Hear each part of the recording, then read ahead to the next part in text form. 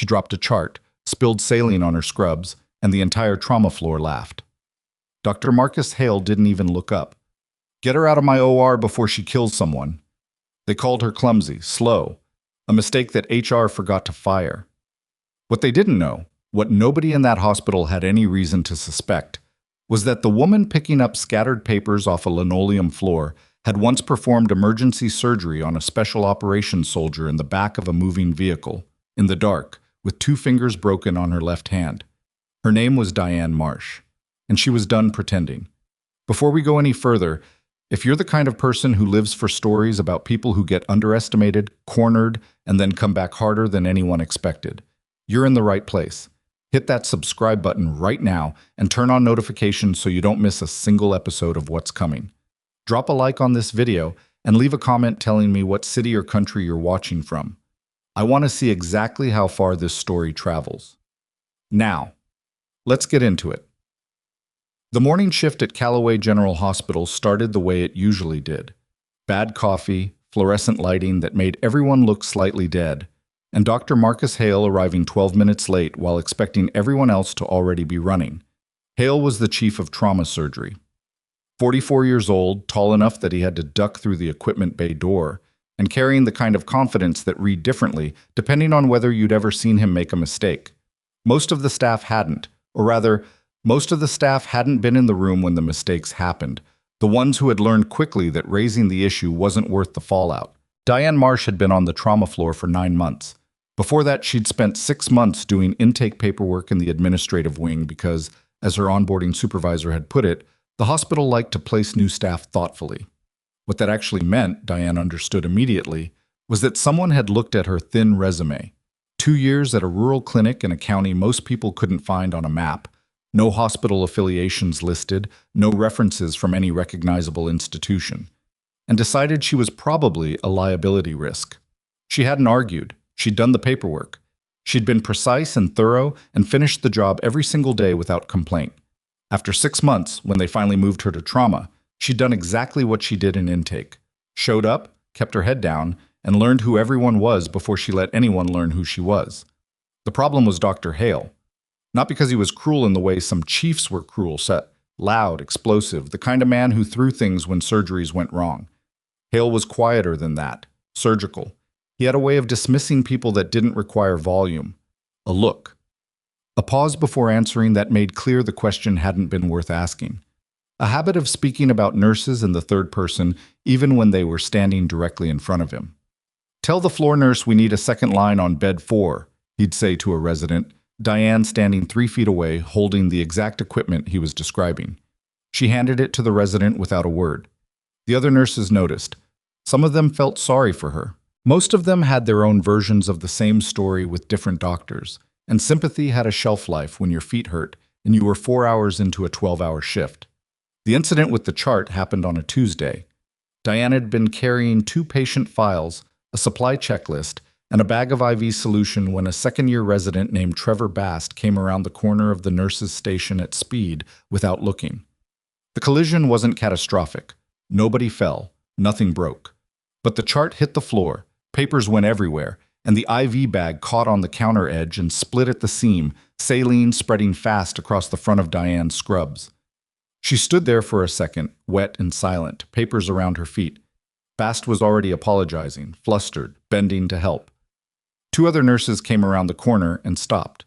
One of them, Kira Salton, made a sound that was technically a laugh, short, involuntary, and immediately pressed her lips together.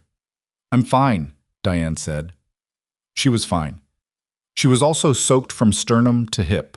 She crouched and started gathering papers with the calm efficiency of someone who had handled considerably worse than spilled saline, which she had, but nobody here knew that. Dr. Hale appeared at the end of the corridor at exactly the wrong moment. He took in the scene, floor wet, chart scattered, Diane kneeling in a puddle of saline while Bast hovered uselessly, and his expression settled into something that wasn't quite contempt, but was close enough that the distinction didn't matter. "Marsh," he said. She looked up. "When you're finished with whatever this is, bed 7 needs a line change. Assuming you can manage that without flooding the floor." Bast winced. Kira looked away.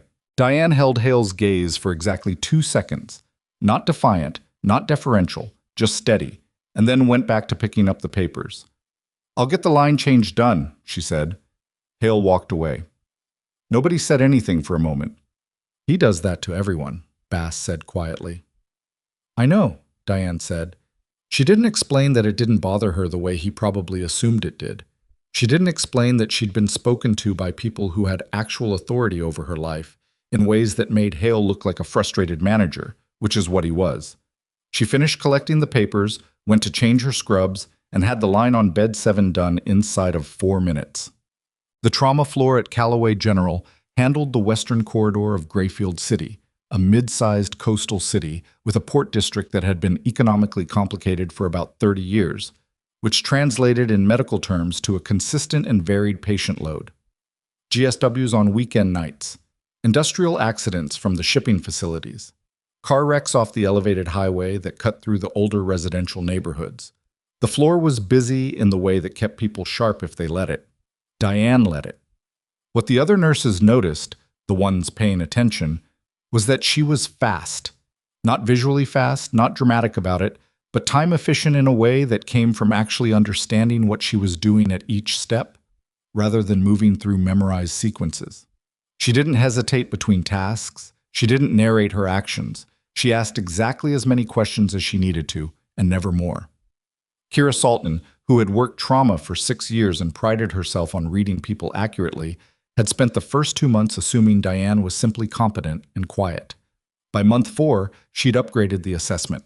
By month 7, she'd stopped trying to categorize it and just started paying attention. "You triaged Carmichael before anyone called the code," Kira said to Diane one afternoon, referring to a patient who'd come in through the ER with what looked like a stress response and turned out to be a dissecting aortic aneurysm. "His presentation was off," Diane said. "Off how? He was walking. He was talking. Pain pattern was wrong for anxiety, and his blood pressure in the right arm was lower than the left. Nobody had checked both arms yet." Kira looked at her for a moment. "How did you know to check both arms?" Diane picked up the chart she'd been working on. "Seemed worth checking." She walked away. Kira stood there, and somewhere in the back of her mind, a conclusion she hadn't quite let herself reach started taking shape. The confrontation that changed things. The first one, the one that would later seem like a small tremor before the main event, happened on a Friday night during a trauma surge. 3 vehicles had gone into each other on the elevated highway. 7 injured, 4 critical. The floor went from managed to overwhelming inside of 20 minutes, which was fast even by Calloway General standards. Dr. Hale ran the trauma bay the way he always did, authoritative, efficient, controlled. Diane was assigned to support Bay 2, where a 40-year-old man named Victor Kessler had been brought in with chest trauma from a steering wheel impact. The ER attending had flagged him as stable-ish. Bruised sternum, possible rib fractures, elevated but not critical vitals. Diane was checking his oxygen saturation when she noticed his breathing pattern. It was subtle. The kind of thing that didn't show up on a monitor because it wasn't a number. It was a rhythm, slightly asymmetric, his left chest rising fractionally less than his right on each inhale. His oxygen sat was 94, which was low but not alarming on its own. His blood pressure was holding. She stood there for 3 seconds.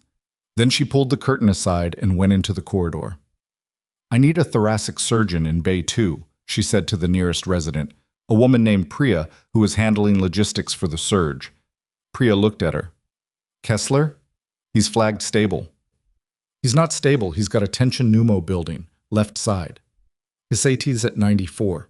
By the time the SAT drops to where anyone's going to act on it, he'll be in arrest." Diane kept her voice even.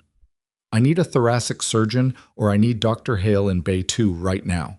Priya hesitated, the hesitation of someone calculating whether Diane was right or whether she was going to cause an unnecessary disruption during a surge. And Diane watched it happen and didn't wait for the outcome. She turned back into the bay. She had the needle decompression kit in her hands, not open, not prepared to use, but positioned, when Hale appeared at the curtain. He took in the scene, Diane standing at Kessler's bedside with equipment she wasn't supposed to be selecting independently, Kessler's color slightly wrong in a way that registered even in the harsh bay lighting. "Marsh, What exactly are you? Tension pneumothorax left side, Diane said. His trachea is starting to deviate. I can see it if you look at his neck from this angle. He needs decompression now. Hale looked at Kessler's neck. He was quiet for 1 second. 2. Get me the 14 gauge, he said to the room. Not to Diane specifically. To the room. Diane already had it in her hand. She set it on the tray beside him without comment. Hale performed the needle decompression. Kessler's oxygen sat climbed to 98 within 90 seconds.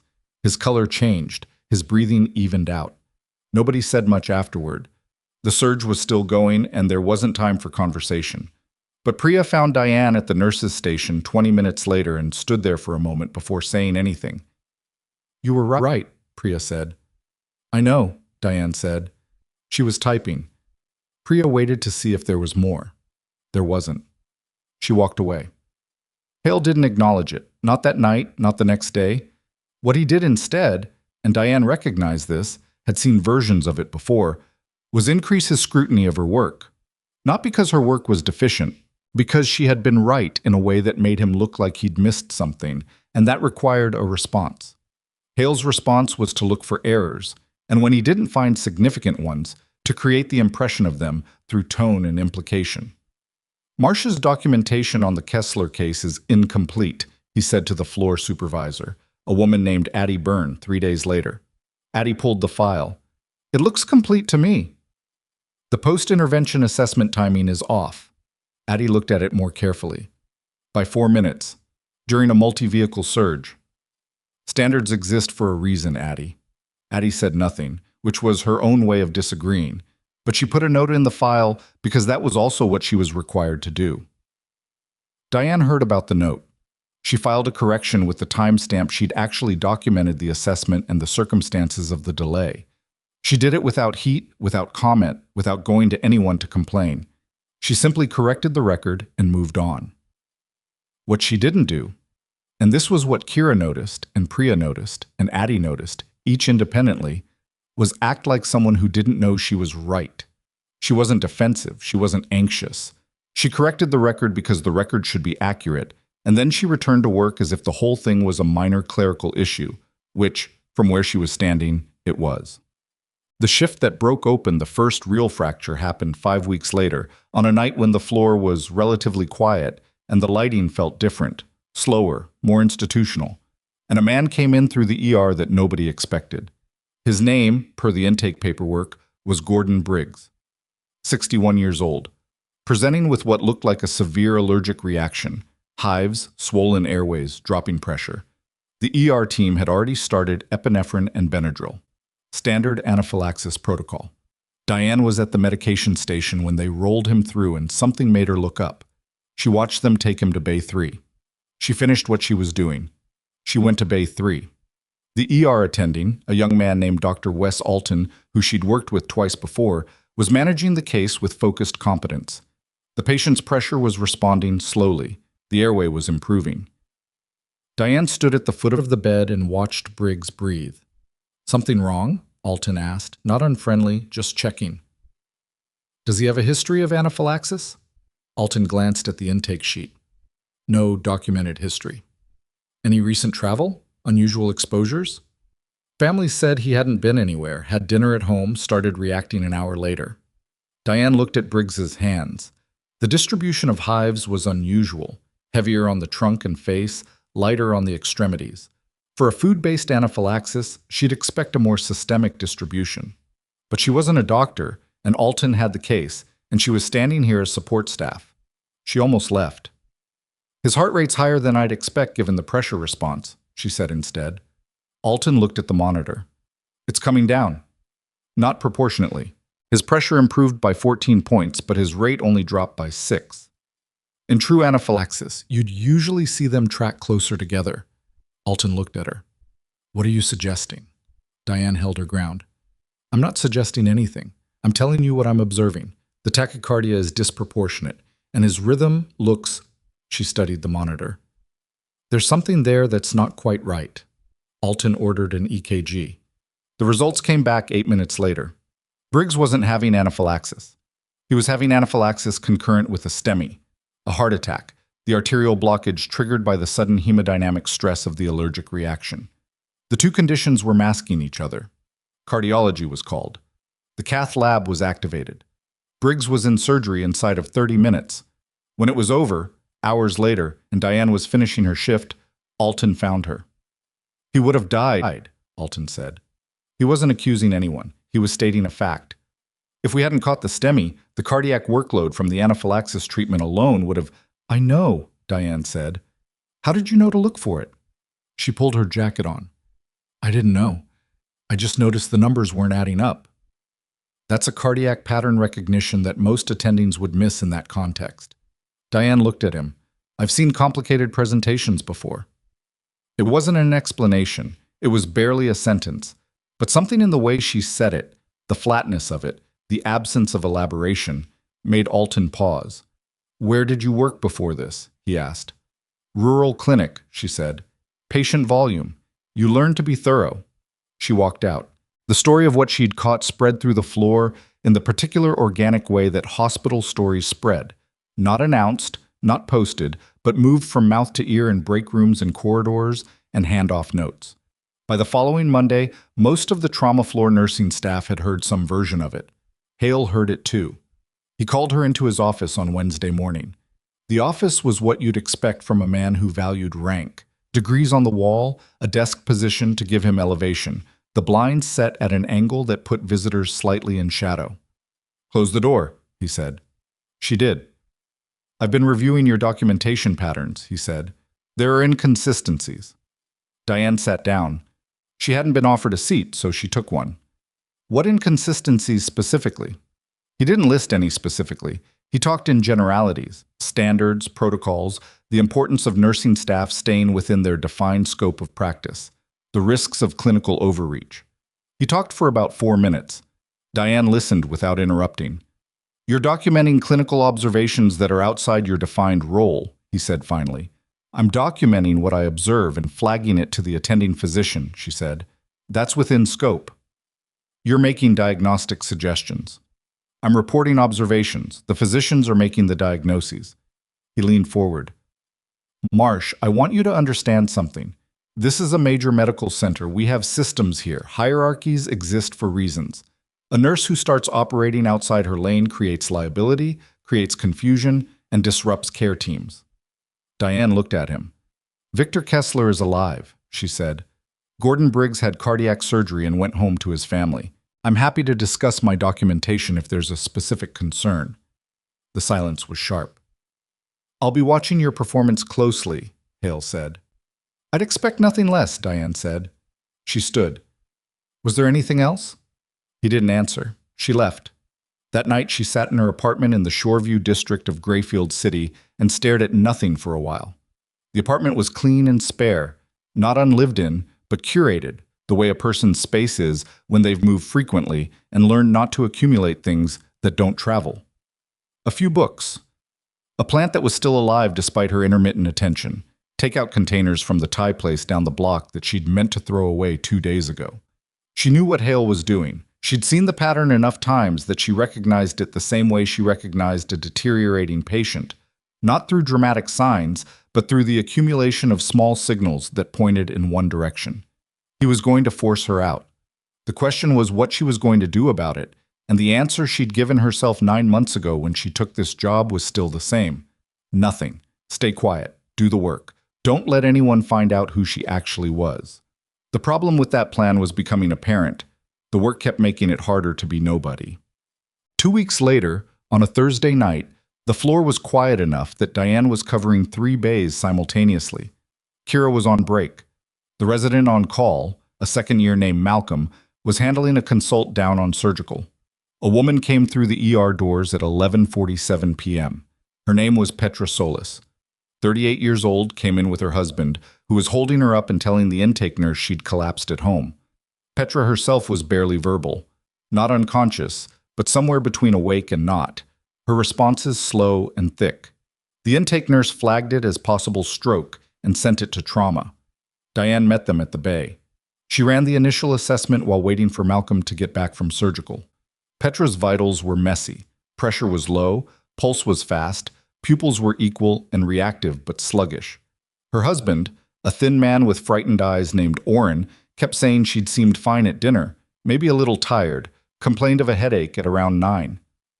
How bad was the headache? Diane asked him. She was checking Petra's arms, running a quick neuro screen. She said it was the worst she'd ever had, Orrin said. Like she actually said that, worst ever. Then she said it went away and I thought… Diane stopped. She finished the sentence in her own head. He thought it was over. People always thought the worst headache of their life going away was good news. It wasn't. Not when it appeared suddenly and then vanished without explanation. Did she lose consciousness at any point? Not completely. She was weird, slow, like she couldn't follow what I was saying. Diane looked at Petra. Petra's eyes were on her tracking, but the tracking was sluggish. Petra, Diane said, can you tell me your birthday? Petra said something that was almost a date. The words were there, but slightly soft around the edges, like someone speaking through water. Diane looked at the clock, looked at the door where Malcolm still wasn't back, looked at the blood pressure reading. A thunderclap headache followed by apparent resolution and now altered consciousness and hemodynamic instability. She picked up the phone and called neurology directly. The neurology attending on call, a woman named Dr. Sasha Vreeland, was 5 minutes away. Diane told her what she was seeing and what she was thinking. Vreeland asked 2 questions. Then she said, "Don't move her. I'm coming now." Vreeland arrived and ordered an emergency CT within 90 seconds of walking into the bay. The imaging showed what Diane had already put together in her own mind: a subarachnoid hemorrhage, a bleed in the space surrounding the brain, survivable with fast intervention, fatal if missed. Petra Solis went to neurosurgery. Orrin was in the corridor, sitting in a plastic chair with his hands pressed between his knees when Diane came out. He looked up. "She's going to surgery," Diane said. "The doctors who are with her are very good. The fact that you brought her in when you did matters." He nodded. He couldn't speak yet. Diane went back to the floor. At 1:15 a.m., she was finishing her documentation when she became aware of someone standing at the edge of the nurse's station. She looked up. Dr. Hale. He was in street clothes, which meant he was here past his shift, which meant someone had told him. He was holding a paper coffee cup and looking at her with an expression she couldn't fully read, not the cold assessment he usually wore, not the controlled contempt. Something else, something that might have been the beginning of recalculation. "Vreeland told me you called the SAH before imaging," he said. "The presentation was consistent. You called neuro directly, without a physician order. Malcolm was in surgical. The window on a subarachnoid is narrow. I made a judgment call." "That's not your call to make." Diane looked at him. "She's in surgery right now instead of dead in that bay. I'll take the write-up if that's what you need to do." He stared at her. "What are you?" he said. And it wasn't quite hostile. It was something more confused than that. The question of a man who had built a clear picture of someone and was suddenly holding a piece that didn't fit. Diane held his gaze. "I'm the nurse on shift," she said. She turned back to her documentation. Hale stood there for another moment, then left without another word. The floor hummed quietly around Diane. Monitors, ventilators, the distant sound of a cart moving somewhere down the hall. She kept typing. Her hands were completely steady. Outside the hospital, the Grayfield City port lights reflected off the water in long broken lines, and somewhere across the city, in a secure communications facility that Diane had no official connection to anymore, a phone rang 3 times and went to a code access voicemail. The message was short. It said there was a situation developing. It said a convoy was being rerouted. It said the destination was Calloway General. The message sat in that voicemail for 4 hours before anyone retrieved it.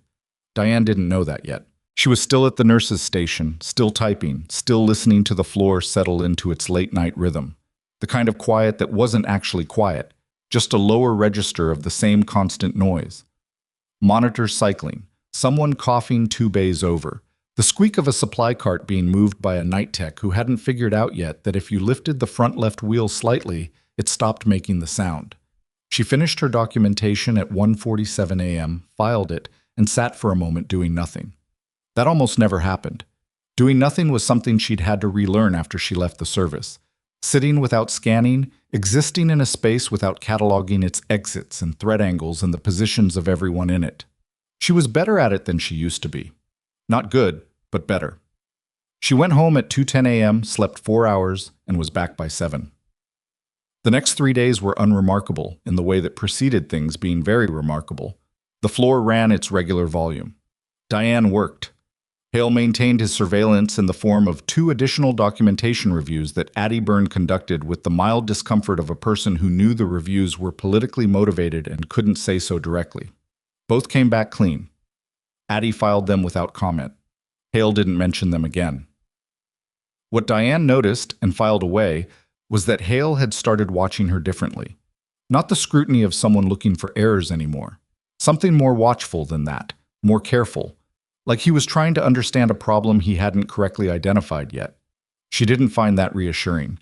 Men like Hale, when they shifted from dismissal to calculation, tended to become more dangerous, not less. On the 4th day, Kira caught up with Diane in the break room during an overlapping 15-minute window that rarely happened because their schedules were staggered. Kira poured herself coffee that was visibly terrible. The kind that happens when someone puts a full pot on at 6 a.m. and it sits until 10. And sat down across from Diane with the directness of a person who had decided to stop dancing around something. "Hale's building a file on you," Kira said. Diane looked up from her lunch, which was a sandwich she'd made at home and a container of leftover rice that she was eating cold because she'd forgotten to use the microwave. "I know."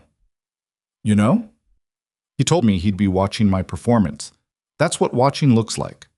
Kira wrapped both hands around her coffee mug. "He flagged your Solis case to administration, said you exceeded your scope by contacting neurology directly." "I know that too."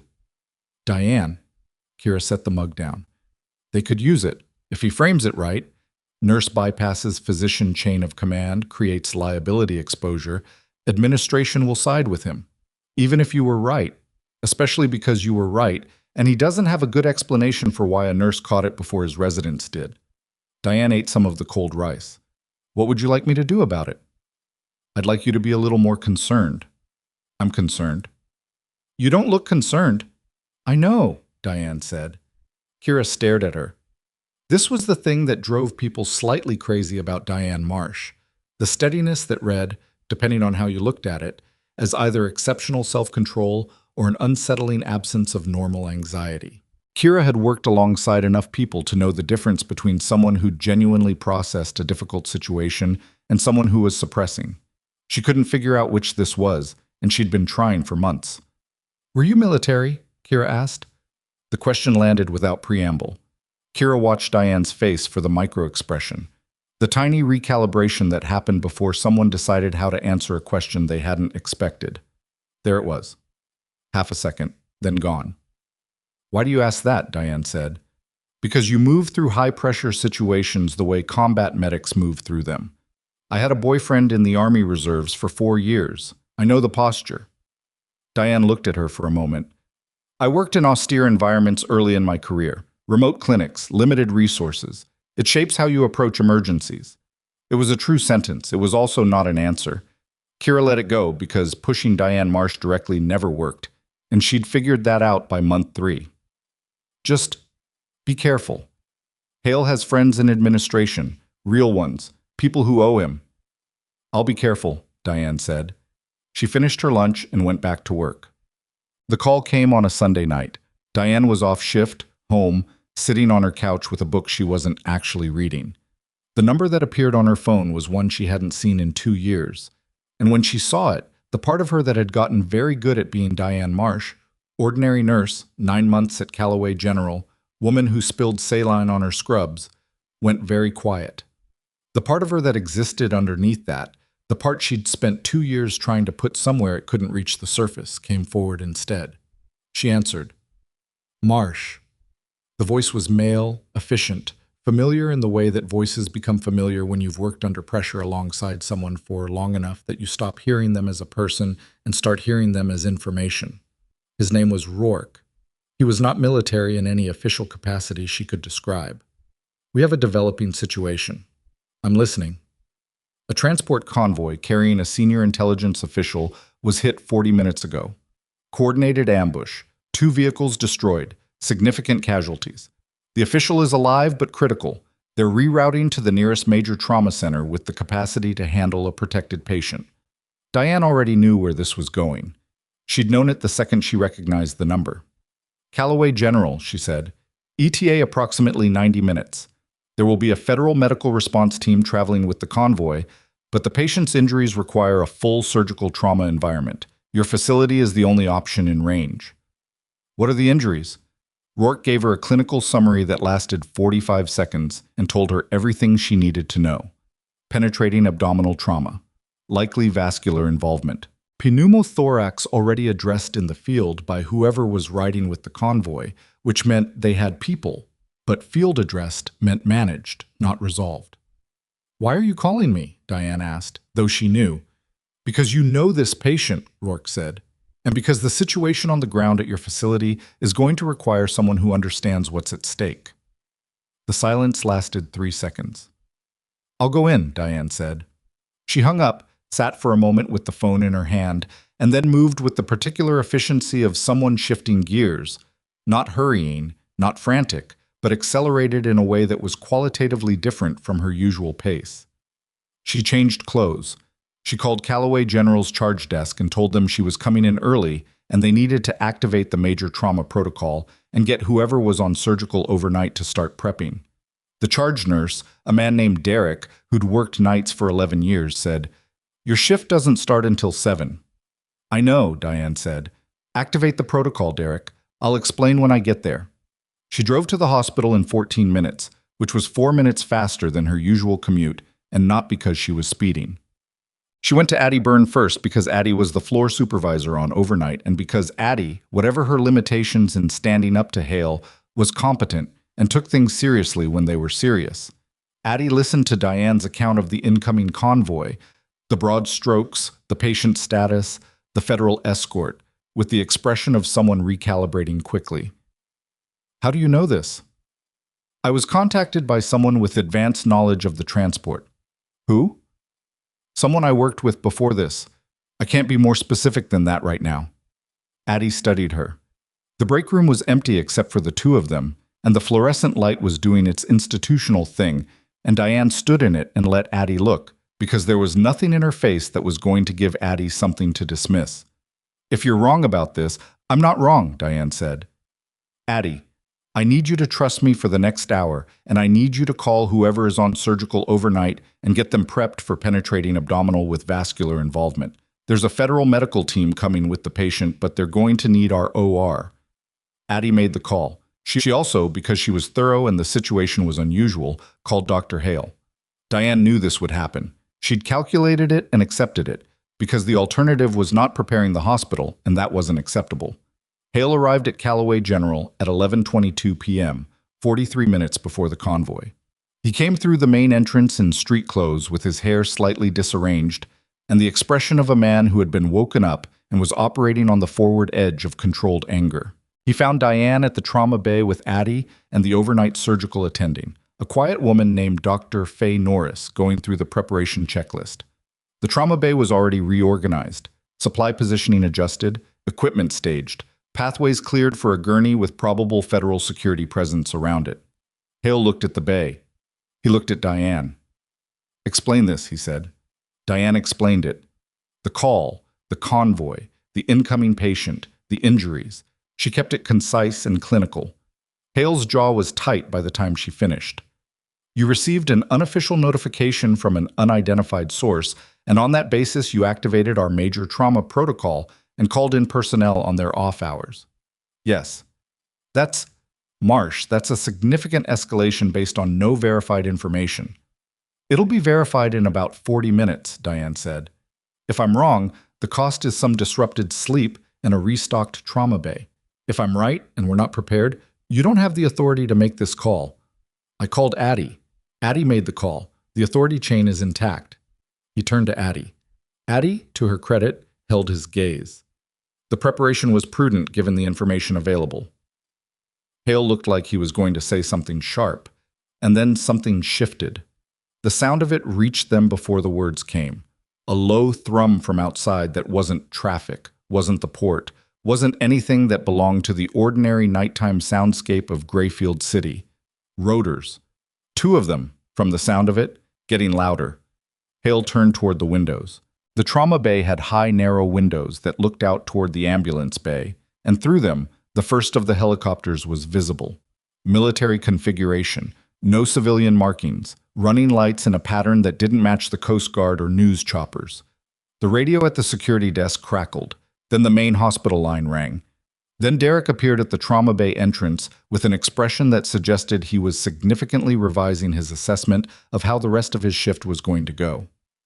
There's a convoy at the main entrance, Derek said. Armed, federal. They're asking for the trauma charge, and they're asking for... He looked at his notepad. Diane Marsh. The room went very still. Hale turned to look at her. Diane was already moving toward the entrance. The convoy was 4 vehicles, 2 black SUVs, 1 armored transport, one that was something else, something with antenna arrays on the roof that Diane recognized as tactical communications. The vehicles were surrounded by men and women in a mix of tactical gear and dark suits, all of them moving with the controlled economy of people who were very good at their jobs and currently under significant stress. A man in a suit intercepted Diane before she reached the transport. He was tall, early 50s, the kind of face that was used to giving orders in ambiguous situations. He held out credentials that she glanced at rather than read, because the credentials weren't what she was here for. Marsh, he said. Yes. You were contacted by Rourke. Yes. He studied her for 1 second. The patient is requesting you specifically. Her words were... He checked his phone. Get Marsh. She'll know what to do. The back of the transport opened. The woman inside was in bad shape. That was the clinical assessment, and Diane made it in the first 2 seconds. The color, the pressure of the field dressing visible under the emergency blanket, the way her breathing was slightly labored in a pattern that said the pneumothorax that had been addressed in the field was under control but not resolved. An oxygen line was running. An IV was running. The federal medical tech crouched beside her had been doing everything right. But the woman herself, the patient, turned her head when Diane appeared at the transport doors. And despite everything, despite the pain and the blood loss and the IV and the fact that she'd been shot twice in the past 2 hours, her eyes were sharp. Her name was Miriam Voss. Not a name that meant anything in civilian contexts, but in certain rooms, in certain classified files, in certain parts of the federal intelligence infrastructure, it meant quite a lot. Diane had worked alongside her once, in circumstances that neither of them were likely to discuss in a hospital parking lot. Took you long enough, Miriam said. You could have called me directly, Diane said. Phones are monitored. A pause. A breath that was slightly too careful. You know what I need. I know what you need, Diane said. Let's get you inside. The federal team moved with them. 3 of them, weapons visible, staying tight to the gurney in a way that made the hospital security guard standing by the ambulance bay entrance look like he was reconsidering his life choices. Diane walked alongside the gurney and gave Faye Norris the updated assessment on the move. Pressure dropping slightly from field measurement, the vascular involvement was probable left iliac. Given the entry wound location, the pneumo was managed, but they'd need imaging before OR. Norris absorbed it without breaking stride. I'll need a vascular surgeon. I called Cardenas, Addie said from behind them. Ramona Cardenas was Calloway General's vascular surgeon on call. Reliable, fast, one of the best technical operators in the department when she wasn't in a meeting. Good, Diane said. They came through the trauma bay doors, and the space that Diane had reorganized 40 minutes ago received them like it had been built for exactly this, which, in a functional sense, it had been. Equipment where it needed to be, lines ready, the surgical team already gloved. Hale was standing to the side. I was watching Diane direct the intake, talking to the federal medic who'd been riding with Miriam, getting the field timeline, adjusting the assessment protocol based on what they'd done in transport, and his expression had gone somewhere past the controlled contempt it usually wore. He looked like a man watching someone do something in a way that completely revised what he'd thought he knew about them, and not finding that revision comfortable. Miriam's hand caught Diane's wrist as they positioned her for the initial trauma assessment. The attack wasn't random, Miriam said. Her voice was low, effort visible behind each word. Don't talk right now. Save it. Diane. The use of her first name from this woman in this room landed with weight. The attack wasn't random. Someone gave them the route. Someone with access to a breath. Someone inside. I understand, Diane said. You need to... Miriam. Firm, not unkind. I need you to let me do my job right now so you can tell me the rest of this later. Do you understand me? A pause. Then the hand released her wrist. Don't let Hale run this, Miriam said. Diane looked up and found Hale's eyes across the bay. He'd heard it. The bay wasn't large and Miriam hadn't been whispering. Dr. Norris is running the trauma response, Diane said, loudly enough to be clear. Dr. Cardenas will be in for the vascular work. I'll be supporting. She looked at Hale. Dr. Hale, I'd ask you to either scrub in with Dr. Norris or give us the space to work. It was the first time she had ever, in 9 months, given him something that functioned as a direct instruction. She watched him process it. She watched him look at the federal agents positioned at the bay entrance, at the helicopters still visible through the windows, at the patient who had apparently requested Diane Marsh by name. He scrubbed in. Not because she'd told him to, because he was, underneath everything, a trauma surgeon, and the patient needed a trauma surgeon, and that part of him was more real than the politics. She'd give him that much. The next 4 hours were not smooth. Smooth was a word that didn't belong in the same room as penetrating abdominal trauma with probable iliac involvement in a patient who'd been managed in the field for 40 minutes before reaching a surgical environment. There were moments. A pressure drop during the abdominal exploration that required Cardenas to work faster than comfortable. A second bleed source that the imaging had suggested but not confirmed. A period of about 8 minutes where the room was very quiet in the way that operating rooms get quiet when the margins are thin and everyone knows it. Diane was not in the OR for the surgery itself.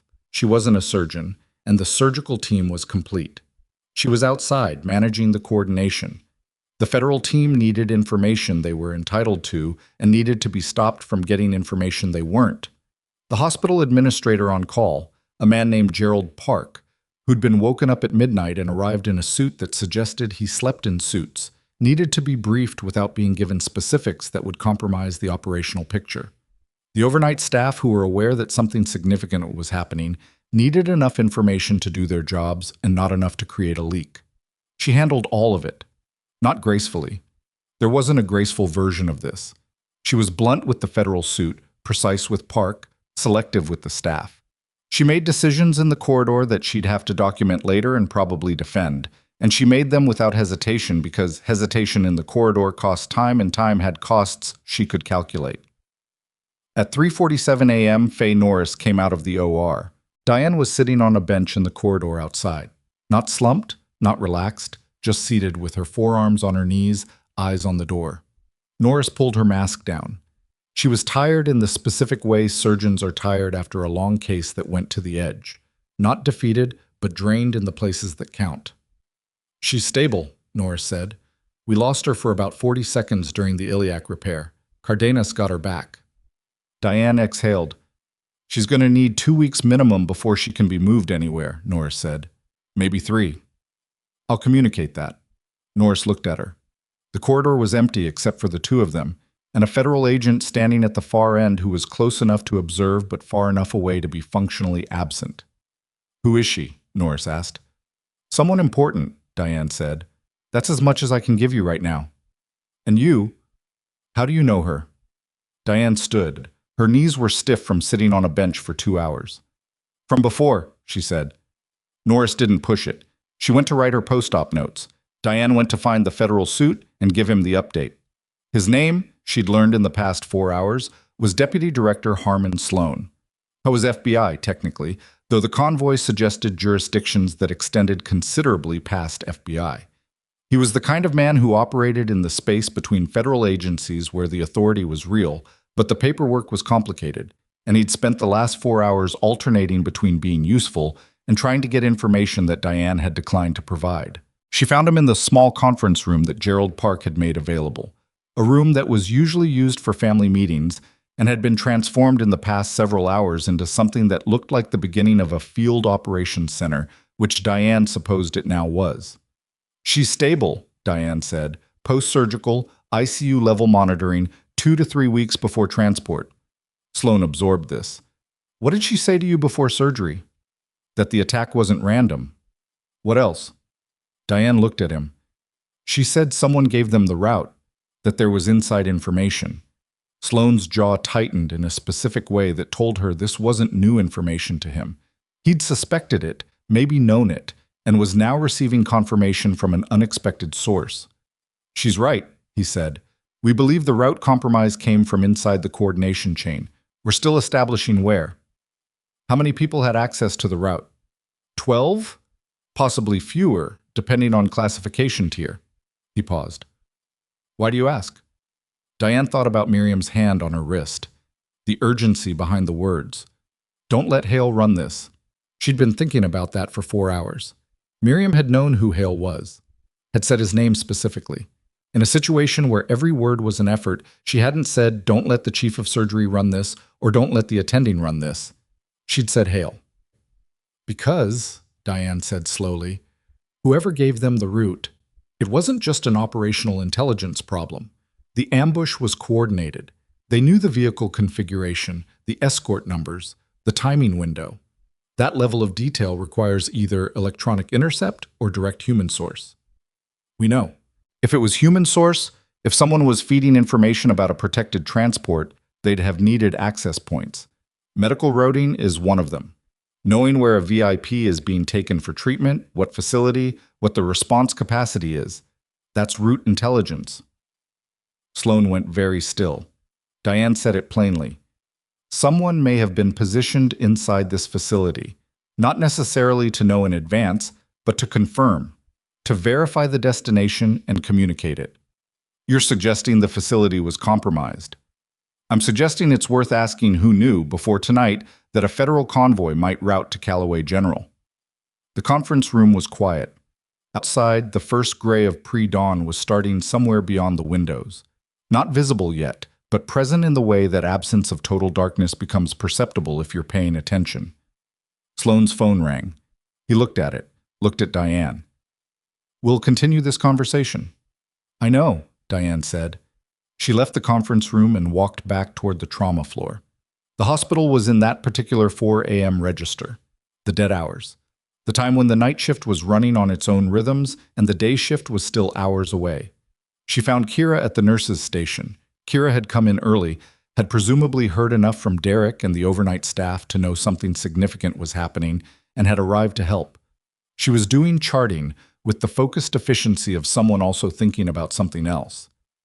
She's stable, Diane said. The patient. She came through. Diane, Kira looked at her. The federal agents, the helicopters, the fact that they asked for you by name. She set down her pen. Who are you? Diane sat down in the empty chair beside the station. She was tired. Not the shallow tired of a long shift, but the deep tired that came from sustained high-level function over an extended period. The kind of tired she'd felt before, many times, in situations she no longer officially remembered. I used to be someone else, she said. It wasn't a full answer. Kira knew it wasn't. But something in the way Diane said it, the flat honesty of it, the absence of deflection, made Kira go quiet and accept it as what it was. Not a lie, not the whole truth, but the real shape of something she wasn't going to get all of tonight. Hale's in his office, Kira said after a moment. He's been there since he scrubbed out. He's been on his phone. Diane looked toward the administrative corridor. 40 minutes ago, she might have let that be information she noted and filed. But Miriam's words were still there, the specific weight of them, the precision of saying one name when every word was an effort. She stood. Who's he calling at 4 in the morning? Kira asked. That, Diane said, is a very good question. She walked toward the administrative corridor with the specific stride of someone who had decided to stop being careful in the particular way she'd been careful for 9 months. Not reckless, not aggressive, but done with the performance of smallness that had never fit her correctly anyway. Behind the closed door of his office, the glow of Hale's phone screen moved. She could see it through the frosted glass panel beside the door. The movement of someone pacing with a phone pressed to their ear, the body language of a person in a conversation that wasn't going well. She stopped outside the door and listened. She could hear his voice, but not the words. The tone was wrong, low, pressured, the cadence of someone giving information rather than receiving it. Her hand was on the door handle when her own phone vibrated in her pocket. She looked at it. The message was from a number she didn't recognize, but the format of it, the specific structure of the characters, the way the header was constructed, told her exactly what it was and where it had come from. It was the kind of message that moved through channels she'd once had legitimate access to, and someone with current access had pushed it to her number in the past 60 seconds. It contained 3 words and a name. The 3 words were, "Confirm your location." The name was Hales. Diane stared at the 3 words on her phone screen for exactly 2 seconds. Then she stepped back from Hale's office door, turned, and walked toward the stairwell at a pace that was fast without being a run, the kind of controlled urgency that didn't draw attention in a hospital corridor at 4 a.m. because it looked like a nurse responding to something, which was what nurses did. She pushed through the stairwell door and pulled out the number that had sent the message. It was a relay. She knew that from the formatting, knew that dialing it directly would route through 2 or 3 cutouts before reaching whoever had sent it. She called anyway. It rang once. "You got the message," Rourke said. "I got it. Explain." 20 minutes ago, a trace on the convoy's compromised communication channel picked up a secondary contact. The contact was made from inside Calloway General. "We're still working the signal, but the tower data puts it on the administrative floor." Diane's back was against the stairwell wall. Above her, the fluorescent tube light hummed with the particular frequency of fluorescent lights that needed replacing. Below her, the hospital ran its 4 a.m. rhythms, unaware. "Hale," she said, "we don't have confirmation yet. We have the location and a timing window. The call was made approximately 30 minutes after the convoy arrived." "That fits." Marsh. A pause. The kind Rourke used when he was about to say something he didn't want to say. If it's him, and he realizes the trace is active, if he figures out that we're narrowing the source, he may move. The patient is still in this facility. I know. The federal team on site doesn't have enough information yet to act. Sloan is waiting on confirmation before he can... "I understand the situation," Diane said. "How long until you have confirmation?" 30 minutes, possibly 40. 30 to 40 minutes was a long time if someone inside the building decided the situation had become untenable. Miriam was post-surgical, ICU monitored, with 1 federal agent outside her room and 2 others managing the facility perimeter. That was a reasonable security posture for a threat that was theoretical. It was not adequate for a threat that was active and located on the same floor. "I'm going to need something from you," Diane said. "What?" "Get Sloan the location trace now. Don't wait for confirmation.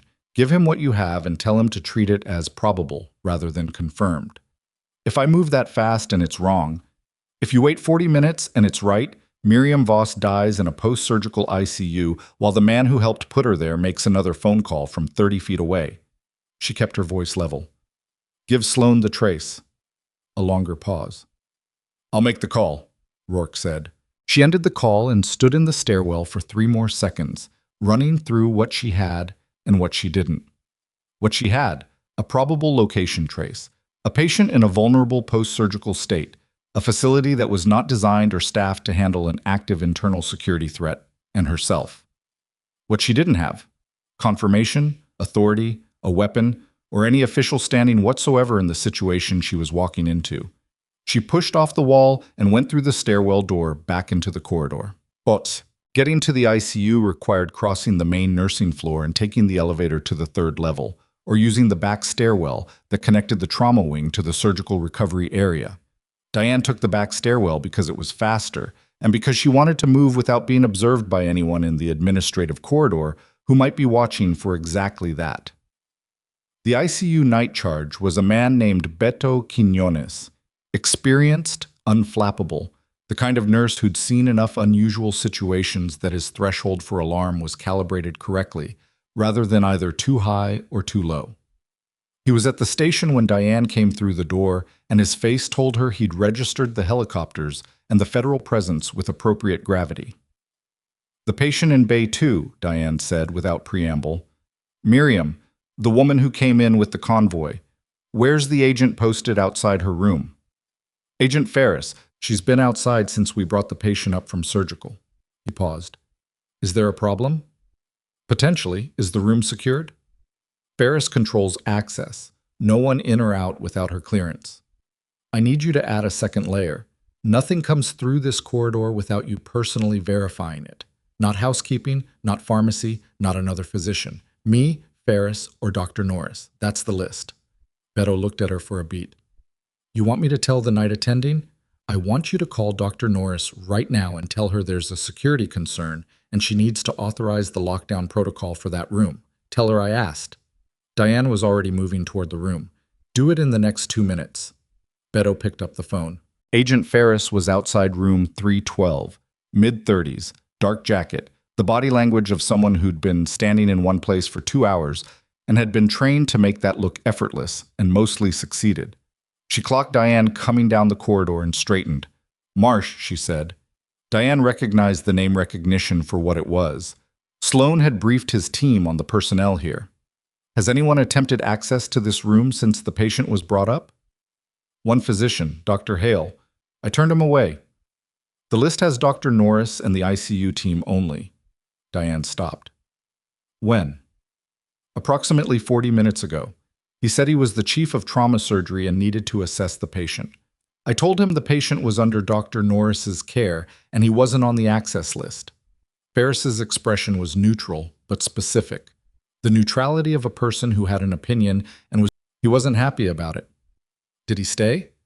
He left. I watched him go to the elevator, which meant he'd gone back down, and then made a phone call. And now Rourke had a tower trace, and Diane was standing outside a post-surgical ICU trying to stop a situation that was either developing or had already developed past the point of management. I need to speak with Deputy Director Sloan, Diane said. Right now. Ferris was already on her radio. But Sloan arrived on the 3rd floor 4 minutes later with 2 additional agents and an expression that had moved past controlled frustration into something more operational. He'd gotten Rourke's call. Diane could tell from the way he was moving. Not reactive, but reorganized. Where's Hale now? Diane asked before he could speak. Unknown. He left the administrative floor approximately 15 minutes ago. We have people looking. His car? Still in the lot. Still in the lot meant he was still in the building. Calloway General was not a small facility. 7 floors, multiple wings, a basement level that connected to the parking structure, and a service corridor that ran the length of the building and connected to the loading dock. A person who knew the layout, which any physician with years in the building would, had significant room to be somewhere without being visible. Pull the internal cameras, Diane said to Sloan. We're working on it. The security office is... Gerald Park has override access for the camera system. He's in the facility. Get him. She was thinking through the building layout in the way she'd been quietly mapping it for 9 months, without consciously deciding to. Service corridor in the basement ran from the loading dock past the pharmacy storage, under the main building, and up to a service elevator that led out 1 floor below the ICU. It was used for equipment and supply transport. At 4 a.m., it was essentially empty. Is there another route to this floor that doesn't come through the main elevator? Sloan asked. Yes, Diane said. Service elevator from the basement, 1 level below us. Sloan looked at his agents. Collins, basement, service elevator, now. He turned back to Diane. What else? The ICU has a secondary entrance through the supply corridor. It's locked, but it uses a standard hospital keycard. Any physician badge would open it. Where? Diane pointed. End of the corridor, left turn, past the medication room. Sloan sent the second agent. Then he looked at Diane with the expression of a man who was revising his understanding of the situation in real time and not entirely comfortable with how much of the revision involved a civilian nurse. You've thought about this facility's vulnerabilities. I think about most things, Diane said. She wasn't being modest or deflecting. It was just true. 9 months of working in a building, if you'd been trained a certain way, produced a comprehensive involuntary map of its structural logic. She'd been doing it since day 1 without deciding to. A sound reached them from the direction Diane had indicated. Not loud, not dramatic, but identifiable. The sound of a door that should have been held shut encountering resistance. Then a pause. Then the distinct electronic click of a keycard reader accepting a badge. Sloan was moving before the echo faded. Diane moved with him. What happened in the next 4 minutes was not coordinated, and it was not clean, and it did not go the way anyone would have designed it if they'd had the option to design it. The secondary entrance to the ICU opened into a short corridor that ran behind the nursing station and connected to the patient room access hallway. It was used for linen and equipment transport and had no reason to be used at 4:15 a.m. The two agents Sloan had sent to cover the basement and the primary corridor were not yet in position because 4 minutes was not enough time to cover every access point in a building this size. Hale came through the secondary entrance with a hospital keycard and the unhurried movement of someone who had thought this through. He was carrying a physician's bag, the kind that could move through a hospital without a second look, and he was moving toward room 312 with a specific trajectory that Diane recognized. Not checking doors, not looking for the room number, already knowing exactly where he was going. Sloan came around the nursing station from the main corridor at the same moment Diane came through a doorway 10 feet behind Hale, having cut through the medication room when she'd understood, 2 seconds before it happened, where the approach vector would come from. Hale heard Sloan first, or registered the motion. He stopped and turned, and in the 2 seconds before anyone spoke, Diane watched his face go through something that she'd seen before in people who'd been operating under sustained pressure and had reached the point where the math had finally stopped working. Not panic exactly, more like a system encountering conditions it hadn't modeled. "Dr. Hale," Sloan said, "don't move." Hale looked at Sloan, looked at the two agents now appearing from the far end of the corridor, looked at Diane, who was behind him and to the left, and whose presence at that location and angle told him she'd anticipated his approach. His face did something complicated. It was not quite the face of a man caught, not yet, not fully, but the face of a man recalculating furiously and finding fewer options than he'd had 30 seconds ago. "I'm attending to a patient," Hale said. His voice was controlled. Impressive, given the circumstances, and Diane noted it the way she noted anything that was professionally significant.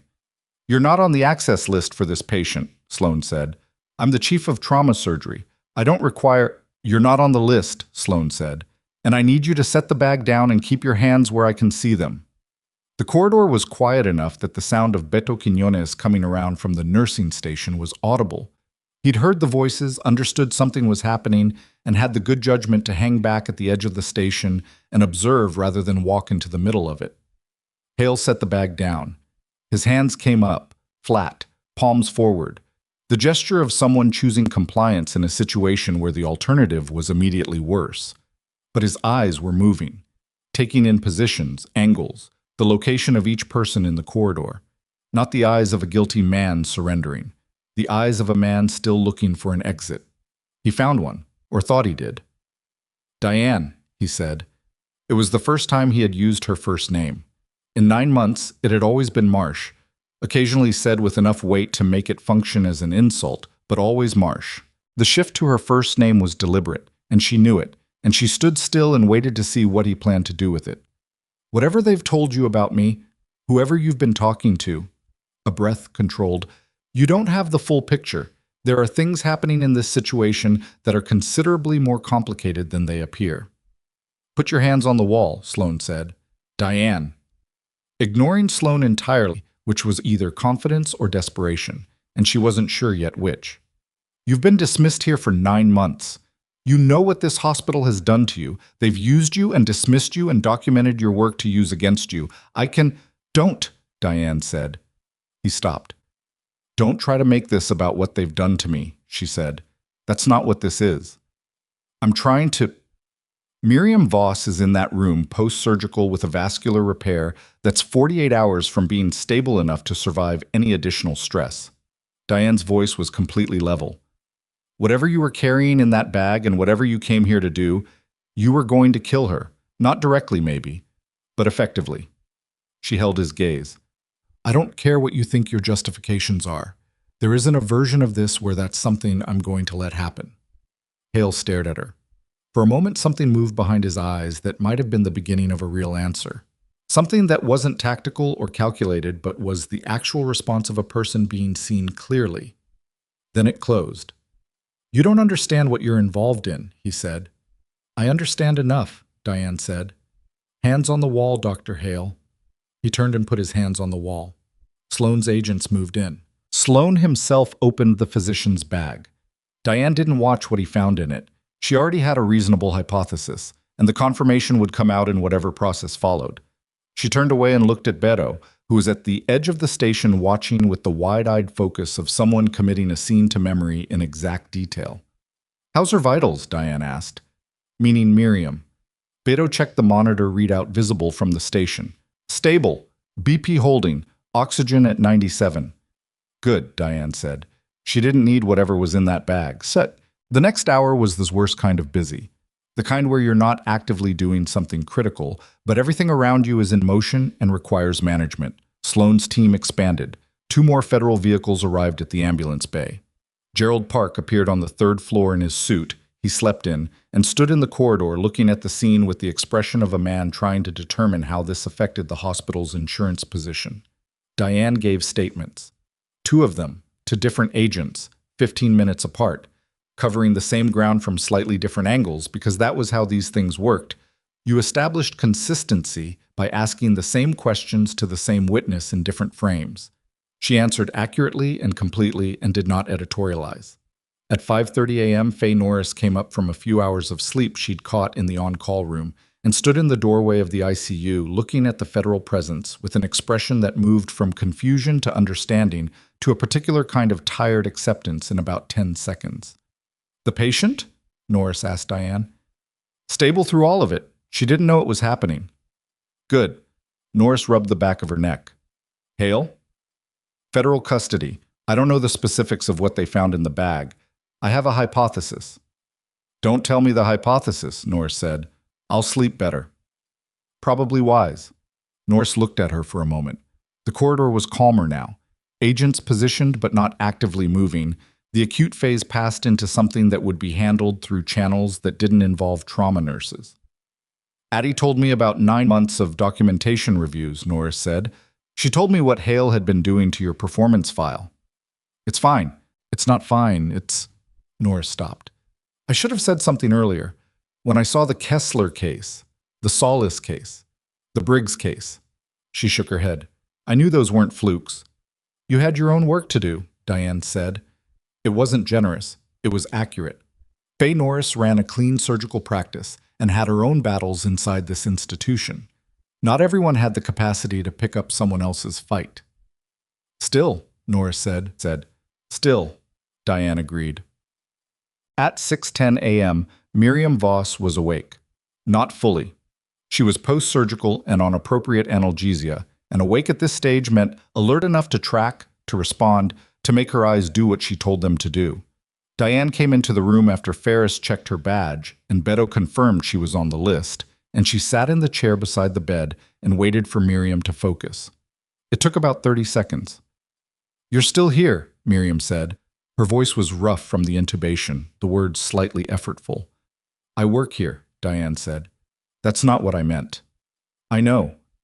Miriam's eyes moved around the room, taking in the monitors, the IV lines, the position of the door, with the assessment habit of someone who'd been waking up in potentially dangerous locations for long enough that it was automatic. Her hand moved to where the largest incision would be, beneath the surgical dressing, and Diane caught the wrist gently. "Don't," Diane said. "It's closed. It held." "Cardenas?"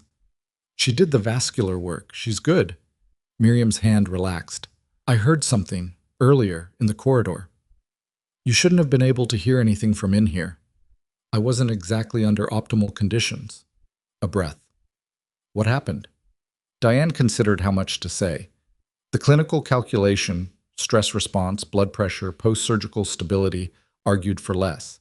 The professional relationship argued for accurate. Miriam was the kind of person who would destabilize faster from incomplete information than from a hard truth. "Hale came for you," Diane said. "He was stopped."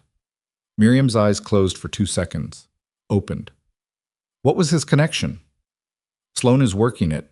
My read is financial or ideological leverage.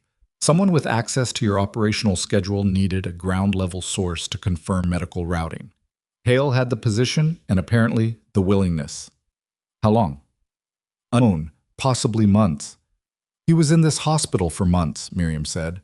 Not a question, not quite anger. Something more inward than that.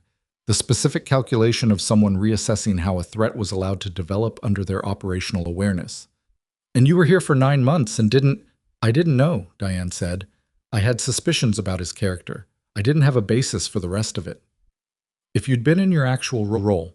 I'm not in my actual role, Diane said. I left that. You know why I left. Miriam looked at her. There was a history between them that lived in that look. The specific history of two people who had worked in proximity to each other in circumstances that produced either lasting mutual respect or lasting friction, and in their case had produced both, complexly layered. Rourke said you pushed him to move the trace early, Miriam said. It was the right call given the timing window. It was outside protocol. Yes. You could have waited for confirmation and stayed within your lane. Yes, Diane said again, but you didn't. No. Miriam was quiet for a moment. Her blood pressure on the monitor was steady. The oxygen saturation held at 97. She was stable in the measurable ways that mattered, and underneath the measurements, she was Miriam Voss, which meant she was already thinking 4 moves ahead of the current position despite being 12 hours post-surgical. There's going to be an inquiry, Miriam said, into the route compromise, into Hale's activities, into how he maintained a position in a facility that a federal transport routed to. She paused. Your name is going to come up. I expect it will. Your full name, your actual background. She held Diane's gaze. Your record. Diane was quiet for a moment. Outside the room, the hospital was shifting into the early stages of the day shift transition. She could hear it, the subtle increase in movement and noise that preceded the 7 a.m. handoff. In approximately 50 minutes, the day shift would arrive and find a hospital that looked substantially different from the one they'd left 16 hours ago. My record is classified, Diane said. It won't stay classified after an inquiry of this scope. Another careful breath. You've been hiding for 2 years, Diane. After tonight, that's not going to be an option anymore. The room held that statement for a moment. It wasn't cruel. Miriam wasn't delivering it as a threat or a judgment. It was information, delivered with the directness that had always been Miriam's primary communication mode regardless of circumstance. I know, Diane said. Is that a problem? Diane looked at the monitor, at Miriam's hand on the blanket, at the door through which the sounds of the hospital were becoming gradually more populated. Was it a problem? 2 years of careful construction, a name, a modest work history, a position in a city where nobody had any reason to look for her, an apartment with a plant she occasionally forgot to water, a Thai takeout place down the block, Kira Salton, who had figured out something was off about her without being able to name it, Addie Byrne, who had enforced documentation reviews she knew were politically motivated and felt bad about it.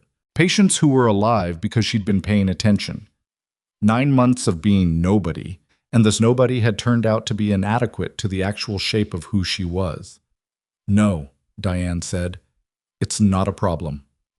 At 6:47 a.m., 13 minutes before the day shift handoff, the stairwell door at the end of the main trauma corridor opened and 4 people came through it in a configuration that was not how hospital staff moved. Diane saw them from the nurses' station because she'd come back down to finish her shift documentation. The work didn't stop because the night had been extraordinary and the records needed to be accurate.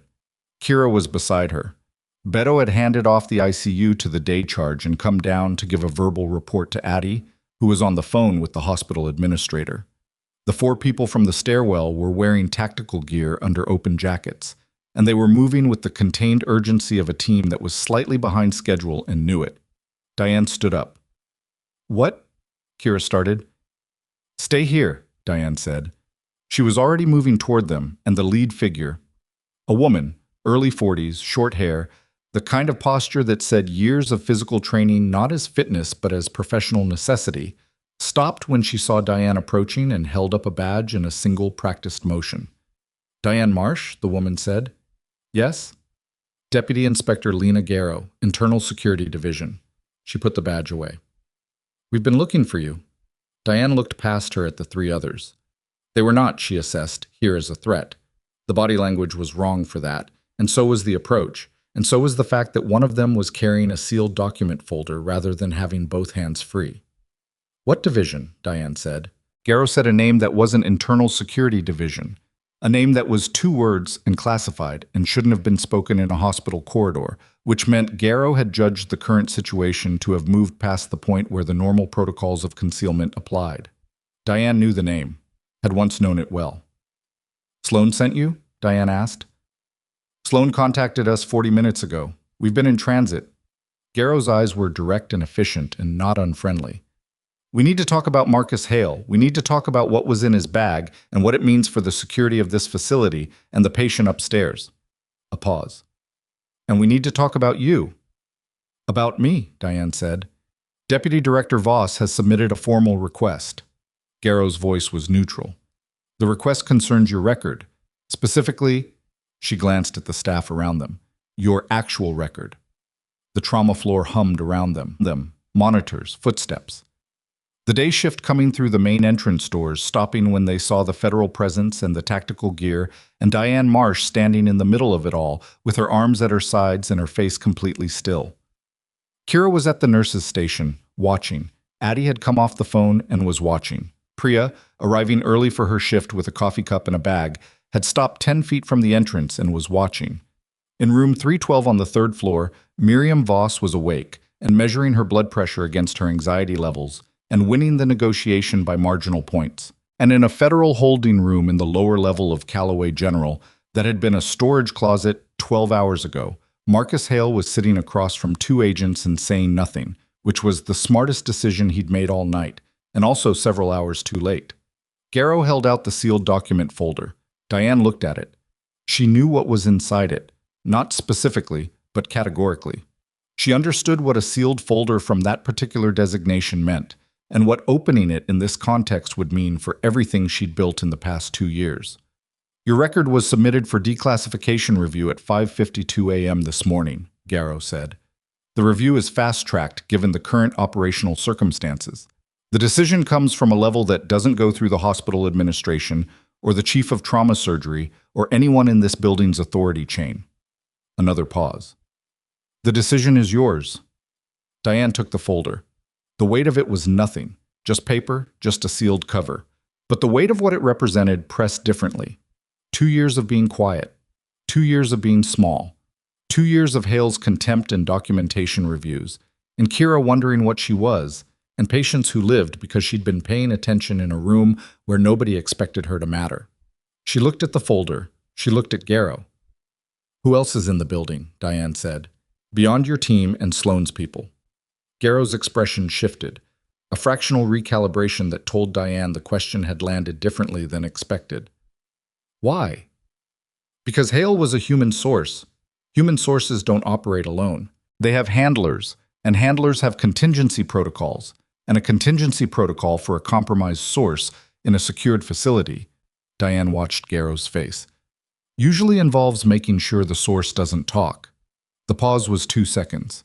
Then Garrow's radio crackled, and the voice on it said words that made every agent in the corridor move at once, and the day shift staff who'd been watching scattered back toward the walls as the tactical team went from contained to deployed in a motion that took under 3 seconds.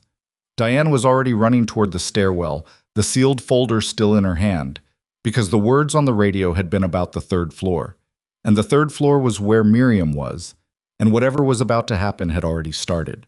She took the stairs 3 at a time, not because she'd calculated that it was faster than the elevator. It was marginally, given that Garrow's team would be hitting the call buttons and loading in, but because moving through a stairwell gave her 8 seconds of unobserved time to think, and she needed those 8 seconds more than she needed the marginal speed advantage. The radio had said third floor. It had said a specific room number. It had not said what was happening in that room, which meant either the agent reporting didn't know yet or didn't want to say it on an open channel, and neither of those options was reassuring. She came through the stairwell door onto the third floor at speed, and the first thing she registered was that the corridor was wrong. Not dramatically wrong, no obvious chaos, no shouting, but the texture of it was off. The day charge nurse who should have been at the station wasn't at the station. The 2 chairs outside room 312 where Ferris had been positioned all night were both empty. One of them was on its side. Diane moved toward the room. The door to 312 was ajar, not open, not the 2 inches it would be at rest, but pushed to about 40 degrees and held there by something that was preventing it from swinging further. She didn't push through it. She stopped to the side of the door frame, the sealed folder from Garrow still in her left hand, and listened. 2 voices inside. One was Miriam's.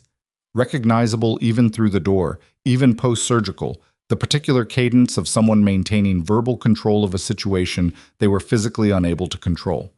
The second voice was male, lower, and speaking in the clipped register of someone managing their own stress response badly. "Told you this doesn't have to." "It does have to," Miriam said, steady, deliberate, buying time. "You walked into a federal secured facility with armed personnel on 2 floors. There is no version of the next 10 minutes where this ends well for you. The next 10 minutes ends with me walking out." "It doesn't," Miriam said. "But if you want to keep pretending that, keep talking." Diane pushed the door. The room resolved in the 2 seconds it took her eyes to adjust from corridor lighting to room lighting. Miriam in the bed, sitting up at an angle that had to be causing her significant pain given the abdominal repair. She'd gotten herself upright, which was both medically inadvisable and tactically understandable. A man near the window, mid-40s, in civilian clothes that were slightly wrong for the hospital context. Not scrubs, not a suit, not the tactical gear of the federal team. The specific wrongness of someone dressed to blend into a background they hadn't fully researched. He had a phone in one hand and something else in the other that Diane assessed in a single glance as an auto-injector. Not a weapon, not exactly, but in a post-surgical patient with a vascular repair less than 12 hours old, the contents of that injector, delivered into a compromised system, would accomplish the same result with enough medical ambiguity to complicate a cause of death inquiry. He saw Diane. The calculation that moved across his face was fast. She registered it happening even if she couldn't read every component. She was not in tactical gear. She was not armed. She was a nurse in scrubs holding a document folder. "Close the door," he said. Diane closed the door. She did not lock it because the door locked from the inside and locking it would slow Garrow's team by approximately 40 seconds, and she had no intention of being in this room alone with this man and this situation for 40 additional seconds. "Set that down," he said, meaning the folder. She set it on the floor beside the door, not because he'd told her to, because having both hands free was more useful than holding paper. "Who are you?" he said. "I work here," Diane said. It was the same answer she'd given Hale hours ago, in a different context, and it was the same kind of not an answer. She was watching his hands. The auto-injector was his priority concern. The phone was communication, but the injector was the operational object, the thing he'd come here to use. Miriam was watching Diane with a focus that was doing 2 things simultaneously, tracking the situation and communicating something. They'd worked in proximity long enough that Diane could read the communication without it being obvious to anyone else in the room. What Miriam was communicating was his right side, and fast. "I need you to sit down," the man said, gesturing toward the visitor chair with the phone hand. "Okay," Diane said. She took a step toward the chair. He tracked the movement. She took a second step, angling slightly, putting herself on a line between him and Miriam's IV access point, the port on the left arm, the most accessible injection site, which was where he'd have to go if the auto-injector was going where she thought it was going. He noticed the positioning. "Stop," he said. She stopped. "You're not just a nurse," he said. "Everyone keeps telling me that," Diane said. It was a stupid thing to say. A line, almost, the kind of thing that didn't belong in this situation.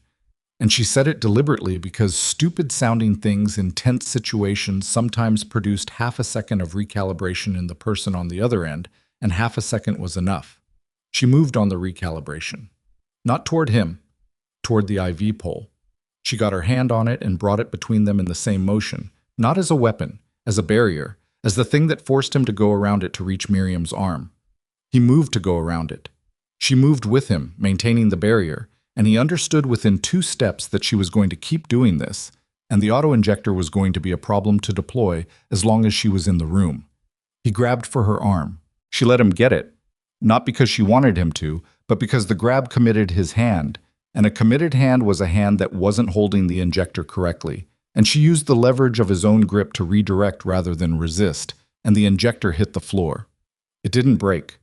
It skidded. They both looked at it. He moved for it first and she was already moving, and what happened in the next 6 seconds was not elegant. It was close contact and effortful, and there was a moment where she was on one knee on the floor of a patient room with a man considerably heavier than her trying to get to an object approximately 2 feet away, and she got her hand on the injector first and put it in the pocket of her scrubs, and then got her feet under her and put distance between them. He straightened. He was breathing hard. She was breathing hard. "That's not going to—" he started. The door came in behind Diane. Garrow's team was not gentle about it. They weren't designed to be in circumstances like these. 2 agents had the man against the window in under 3 seconds. Garrow herself was in the doorway, assessing the room with the fast, comprehensive scan of a person who'd trained for exactly this. And her eyes went from the man to Diane to Miriam to the overturned chair that had been blocking the door from the outside. "Ferris?" Diane said. "Stairwell," Garrow said. "She's okay. He knocked her down going in. She hit her head on the railing. She's being checked." Diane reached into her pocket and held out the auto-injector. "You'll want this analyzed. I'd start with the contents, assuming Miriam's current clotting factors and the integrity of the iliac repair." Garrow took it, looked at it, and her expression did something brief and controlled. "How did you know that's what he was targeting?" "Because if you want a post-surgical death to look like a surgical complication, you target the repair. A clotting disruptor in the right dose produces an anastomotic failure within 2 to 4 hours. By the time anyone's looking at a cause of death, he's 3 cities away." The room was quiet for a moment. The agents had the man cuffed.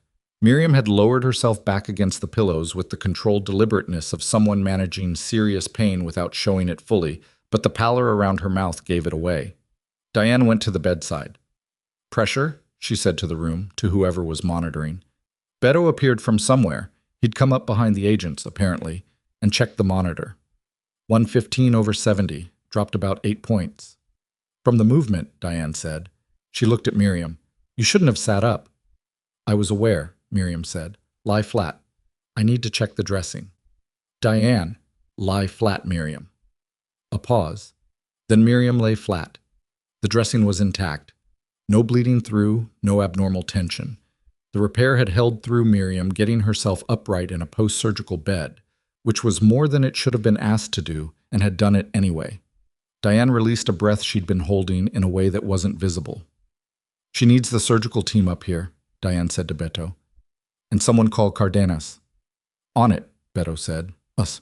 The next 2 hours were the administrative aftermath of a crisis, which was in some ways harder than the crisis itself. Crisis had clarity. The stakes were obvious, the actions were immediate, the feedback was direct. Aftermath had forms and statements and chain of custody procedures, and people asking the same questions in slightly different words to check for inconsistency. Diane sat in the same conference room Gerald Park had converted into a field operations center, now converted further into a debrief space with a folding table and 4 chairs and a recording device that Garrow had placed in the center of the table with the matter-of-fact directness of someone who didn't bother pretending the conversation wasn't being documented. She told them everything. Not because she was required to. Technically, in her current civilian capacity, her cooperation was voluntary, but because the information she had was relevant to the safety of a person she'd spent the night keeping alive, and withholding it for procedural reasons was not a trade she was willing to make. She told them about the 9 months, the documentation reviews, the incident with Kessler and the tension pneumothorax, the Briggs case, the STEMI concurrent with anaphylaxis, the Solis case, the subarachnoid hemorrhage, the pattern of Hale's response to each one, not the response of a surgeon concerned about scope of practice violations, but the response of a man who needed the nurses on his floor to be unremarkable and was troubled by one who kept being anything but. Garrow listened without interrupting. The agent beside her took notes. "He was building a case against you," Garrow said. "The documentation reviews." "I was building a record that could be used to remove me if I became a problem," Diane said. "I think initially it was professional. I was outperforming his expectation of what I was supposed to be, and that was uncomfortable. At some point, it may have become operational." "You think he knew who you were?" "I think he suspected something was off about me. Whether he connected it to anything specific, I don't know. His handlers might have." "His handlers?" Garrow pulled a photograph from the folder beside her and set it on the table. "Do you recognize this person?" The man in the photograph was not the man from room 312.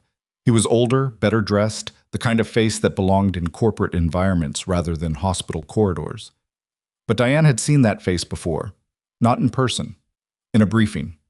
A briefing that was 2.5 years old and classified at a level she technically no longer had access to. He was in an asset assessment I reviewed before I left, Diane said carefully. I can't tell you the context without knowing my current clearance status. Garrow looked at her steadily. Your clearance status is being reviewed as of this morning. For the purposes of this conversation, speak as if it's active. Diane looked at the photograph again. He was assessed as a potential foreign intelligence asset operating through financial sector cover. The assessment was inconclusive. He dropped off the active tracking list approximately 18 months ago. She paused. He's Hale's handler? We believe so. The financial connection between them goes back 4 years, predating Hale's appointment as chief of trauma surgery here. Garrow tapped the photograph. Hale was recruited, not coerced. I'm at a decision, over time, for reasons that are going to be very thoroughly explored in a very small room over the next several weeks. 4 years. Diane sat with that for a moment. Hale had been in this position, in this hospital, compromised, for 4 years. Patients had moved through his care. Decisions had been made. She didn't know yet what the scope of it was beyond last night's events, and she had a feeling the scope was going to be worse than last night's events. What was in the physician's bag? She asked. Documentation, Garrow said. Forged discharge paperwork and a medical transfer authorization that would have allowed him to move the patient under the appearance of a medical decision. He wasn't trying to kill her in the hospital. He was trying to get her out of a federally secured facility before we locked it down. Diane reconsidered the geometry of last night. Hale at the secondary entrance, the physician's bag, the trajectory toward room 312. Not an injector in that bag. She'd assumed, and been wrong, which was worth noting. The man in the room this morning had been a separate operation, a contingency activated when Hale was stopped. 2 tracks, Diane said. 2 tracks, Garrow confirmed. Hale's job was extraction. When he was stopped, the secondary asset was activated to eliminate the patient before she could provide testimony. The secondary asset was already in the building, arrived during the shift change, used a fabricated staff badge that passed because it was produced with real hospital formatting data. Real hospital formatting data, which Hale had access to and had presumably provided. How long has he been feeding them institutional information? Diane asked. Based on what we've pulled from his communications in the past 3 hours, at minimum 14 months. Garrow paused. He was providing patient routing data for VIP-level admissions, not consistently, selectively, when the information was operationally relevant. 14 months. Diane ran the math on that quietly. In 14 months, she had been at Calloway General for 9 of them. Hale had been surveilling her, building a performance file, trying to remove her from the floor, and simultaneously feeding institutional data to a foreign intelligence network. Had he made her because of that? Had her presence, the unexplained competence, the pattern recognition that didn't fit the resume, registered as a threat not just professionally, but operationally? She didn't ask Garrow that question. She filed it for later. At 9:15 a.m., Diane was back on the trauma floor.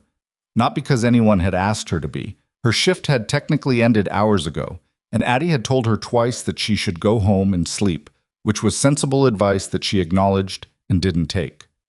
The floor needed coverage. The day shift was managing a situation that was, despite the federal presence on the 3rd floor, still a functional trauma floor with patients who needed tending. She worked. It was almost ordinary. The specific ordinary of doing a job you know well in a context that has been altered by something extraordinary. Vitals. Line changes. A consult with a day shift attending on a patient whose pain management wasn't calibrated right. The work of being present in a place and paying attention. Kira found her at the medication station at 10:30. You've been here for over 12 hours, Kira said. 14, Diane said. Go home. I will. Diane. Kira's voice dropped. Around them, the floor moved at its regular pace. The day shift normalizing around a situation it had processed in real time and was still processing.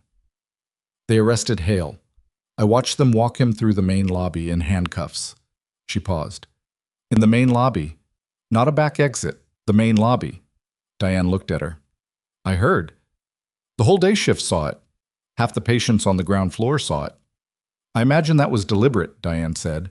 Sloane's not the type to be careless about optics. Kira was quiet for a moment.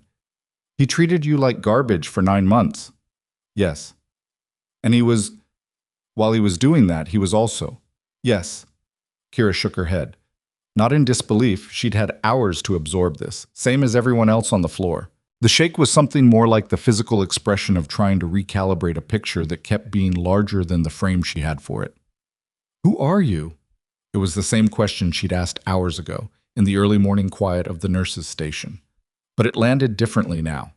Not asked in wonder or suspicion, asked by someone who understood that the answer was real and was finally, genuinely ready to hear it. Diane finished what she was doing at the medication station. She considered the question in the honest way it deserved. I'm figuring that out, she said. I think last night moved some things around. Kira looked at her for a moment.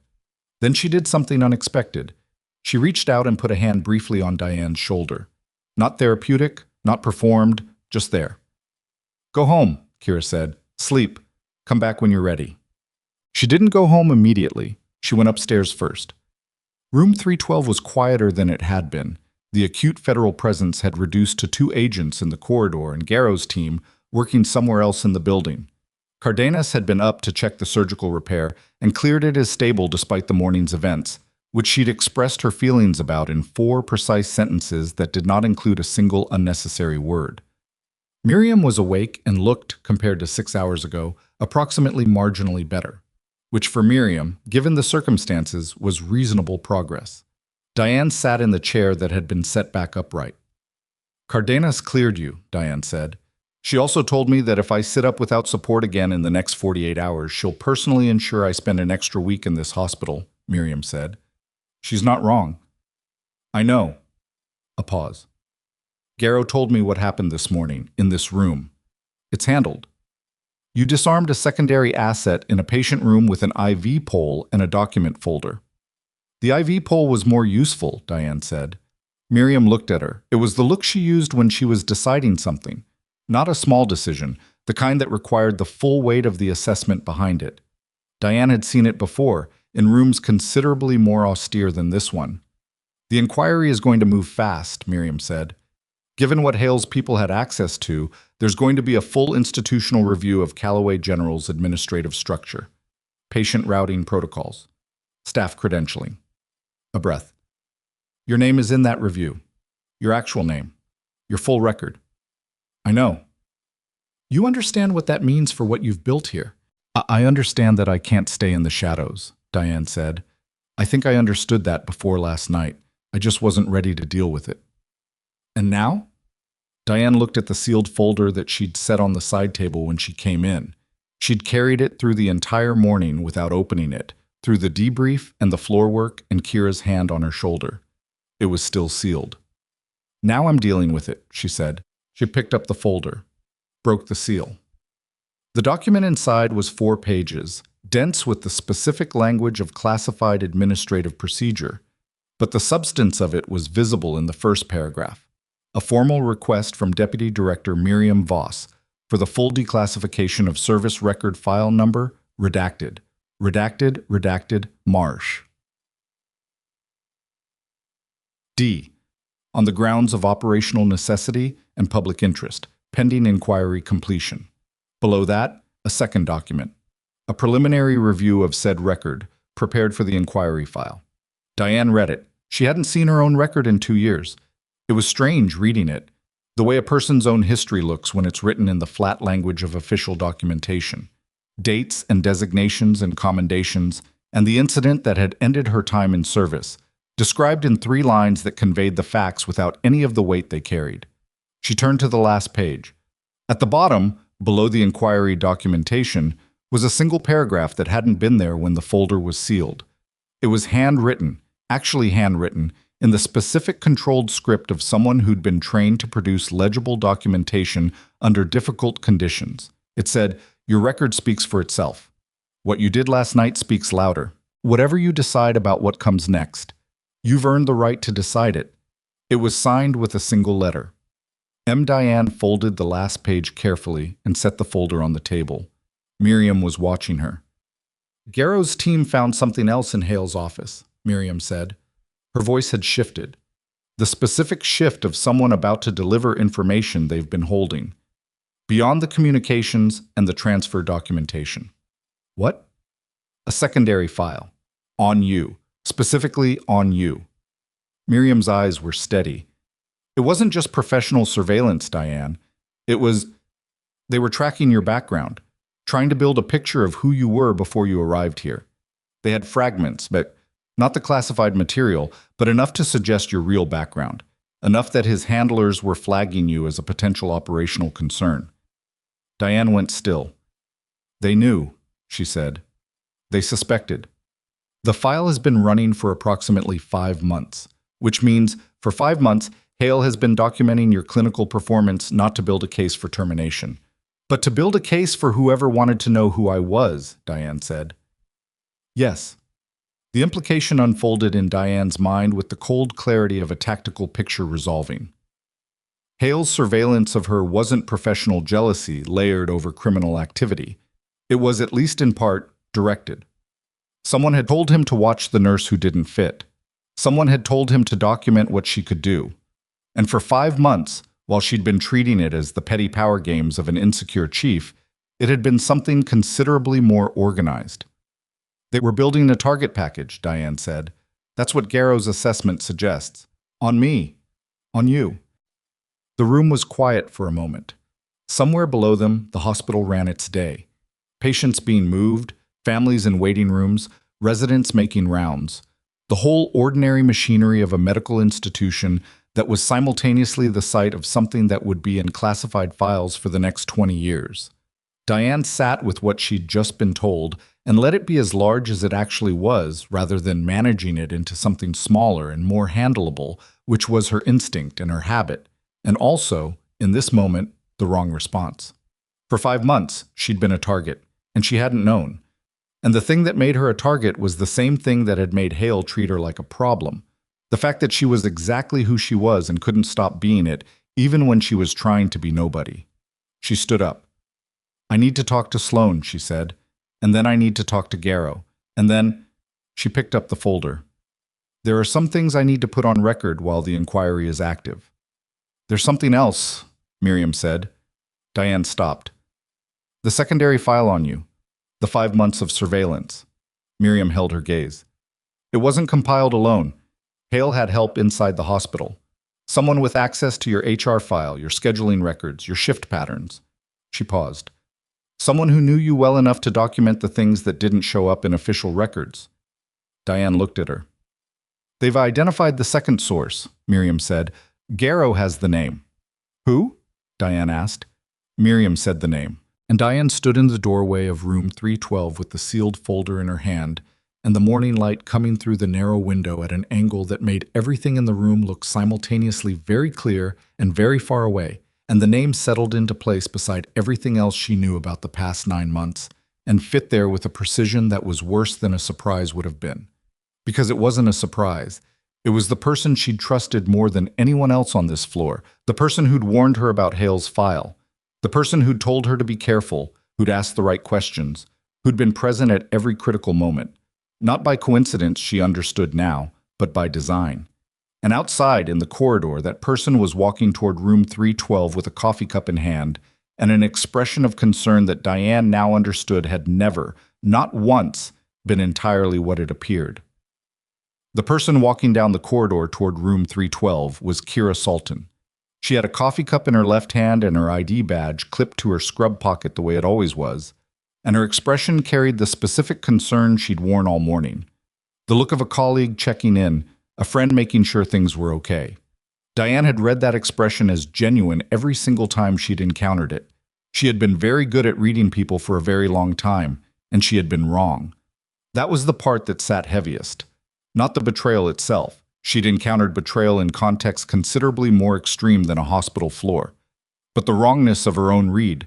The 9 months of trusting the one person she shouldn't have, and doing it because the performance had been calibrated precisely to the gaps in her guard. Kira was 10 feet from the door when Diane stepped into the corridor. Their eyes met, and Diane watched it happen. The exact moment when Kira understood that something had changed. It wasn't dramatic. No flinch, no sharp intake of breath. Just a fractional stillness, a micropause in the natural rhythm of walking. And then Kira kept moving as if it hadn't happened, because she was good, because she'd been doing this for longer than 9 months, and good was what she was trained to be. "I was coming to check on you," Kira said. She stopped 3 feet away. The coffee cup was still in her hand, held naturally. "I know," Diane said. Something in the 2 words made Kira go still again. This time, the stillness held. "Miriam told you," Kira said. "Garrow told Miriam. Miriam told me." Diane kept her voice level, not flat. There was a difference, and she needed Kira to hear it. "How long?" Kira looked at her for a moment. She was calculating. Diane could see it, the fast assessment of what was already known versus what could still be managed. Then something in her face made a decision, and the performance dropped. Not dramatically, it just stopped, like a signal going quiet. 14 months, Kira said, which meant she'd been in place for 5 months before Diane arrived, which meant Diane had not been the target from the beginning, but had become one. "You reported to Hale's network," Diane said. "I reported to a contact. I didn't know the full picture of what Hale was doing. I knew there was a network. I knew they wanted information about specific personnel and patient movements." She paused. "I didn't know about the convoy. I didn't know about Miriam. But you knew about me." Kira didn't look away. "Yes. You warned me about Hale's file." "I did." "Why?" Pause. That was the most honest thing Kira had done in the conversation. Because by that point, it had gotten complicated. She stopped. Started again. "I'm not going to tell you I stopped caring about the job I was doing, but I started caring about what happened to you, and those 2 things became hard to hold at the same time." Diane looked at her. The corridor was empty except for the 2 of them and the federal agent at the far end who had moved to a position of clear observation without appearing to. Garrow's people were good. "They have your communications," Diane said. "Whatever you sent, whatever channel you used, they have it." Kira looked at the floor briefly. When she looked up, her expression had the particular quality of a person who has reached the end of a calculation and found the answer unsatisfactory but final. "I know. Is there anything else in this building that I need to know about? Any operational component I haven't been told?" "No," Kira said. "My part was information collection, nothing structural, no other personnel." Diane believed her, which was complicated because she'd believed her before about other things. But the body language was different now. The performance was down, and what was underneath it was someone who was tired and had been for a while and was not, in this moment, lying. "I'm going to get Garrow," Diane said. "I know," Kira said. She didn't run. She didn't argue. She stood in the corridor with the coffee cup in her hand and waited, which was either acceptance or exhaustion, or the specific stillness of someone who had made a series of choices over 14 months and had arrived at their logical end and knew it. Diane walked to the far end of the corridor and spoke briefly to the agent. The agent made a call. Garrow arrived in 4 minutes. Diane didn't watch the arrest. She went back to room 312 and sat in the chair and looked at nothing for a moment, and let the specific weight of it, the wrongness of the read, the texture of 9 months recontextualized, sit where it was without managing it away. Miriam was watching her. "I'm all right," Diane said before Miriam could ask. "I didn't say anything." "You were about to." "I was going to ask if you wanted coffee," Miriam said. "But given the circumstances, that seems like the wrong offer." Diane looked at her. Then, quietly, and without entirely meaning to, she laughed. It wasn't much, a single short exhale with some humor in it, but it was real, and it moved something in the room. "No," she said. "No coffee." The arrest of Kira Salton was handled with considerably less visibility than the arrest of Marcus Hale. Hale had been walked through the main lobby in handcuffs at 9 a.m. because Sloan had made the deliberate calculation that the institutional message required a public component.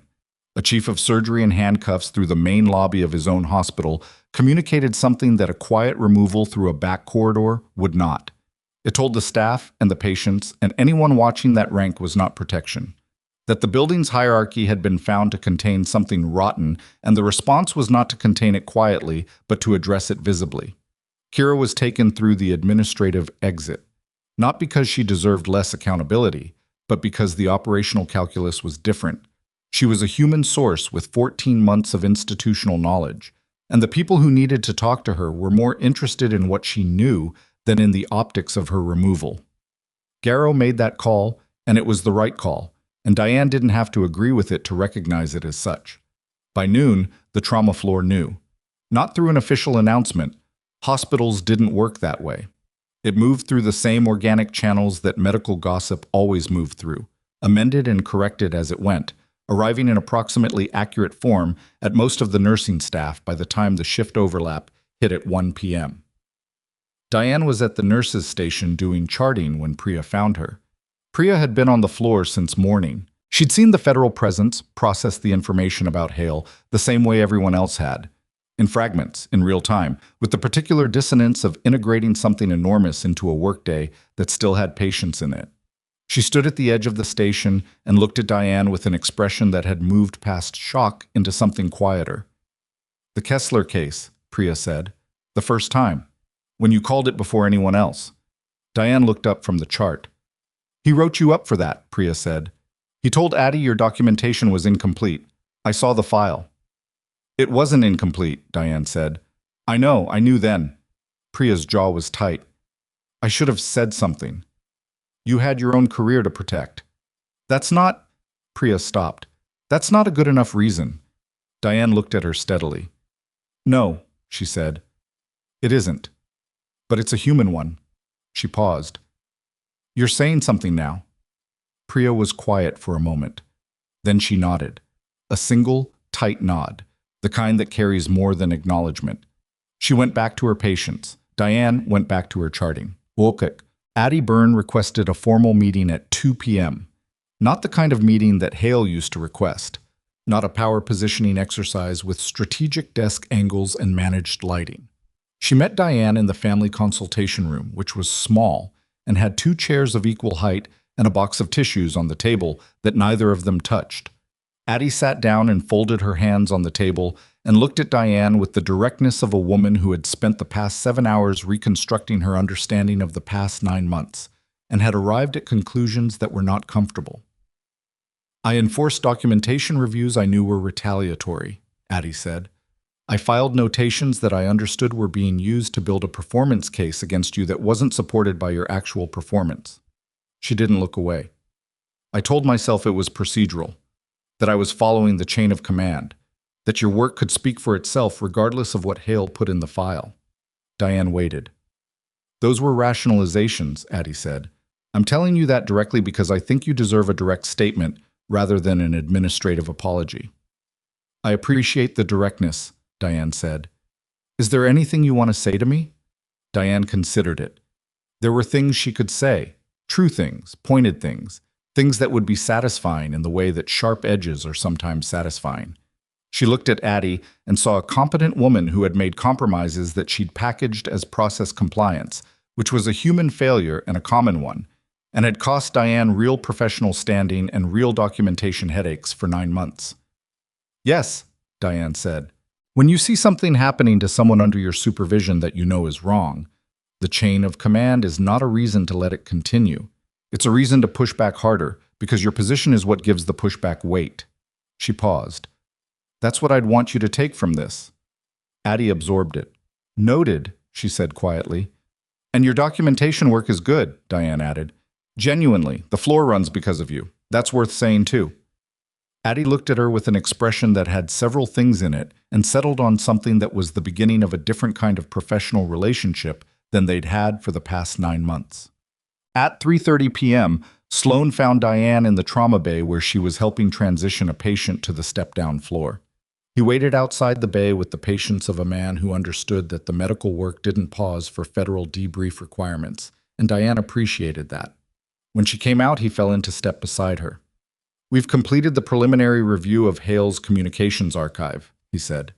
14 months of traffic, operational intelligence about patient routing, facility security protocols, and, in the last 5 months, profiling data on you."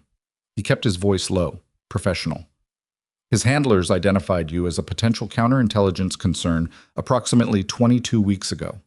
The target package on you was 3 months from being escalated to active interdiction. Active interdiction, Diane said. Yes. She kept walking. Active interdiction meant they'd been building toward removing her, not exposing her, not confronting her. Removing her in ways that didn't produce investigative attention.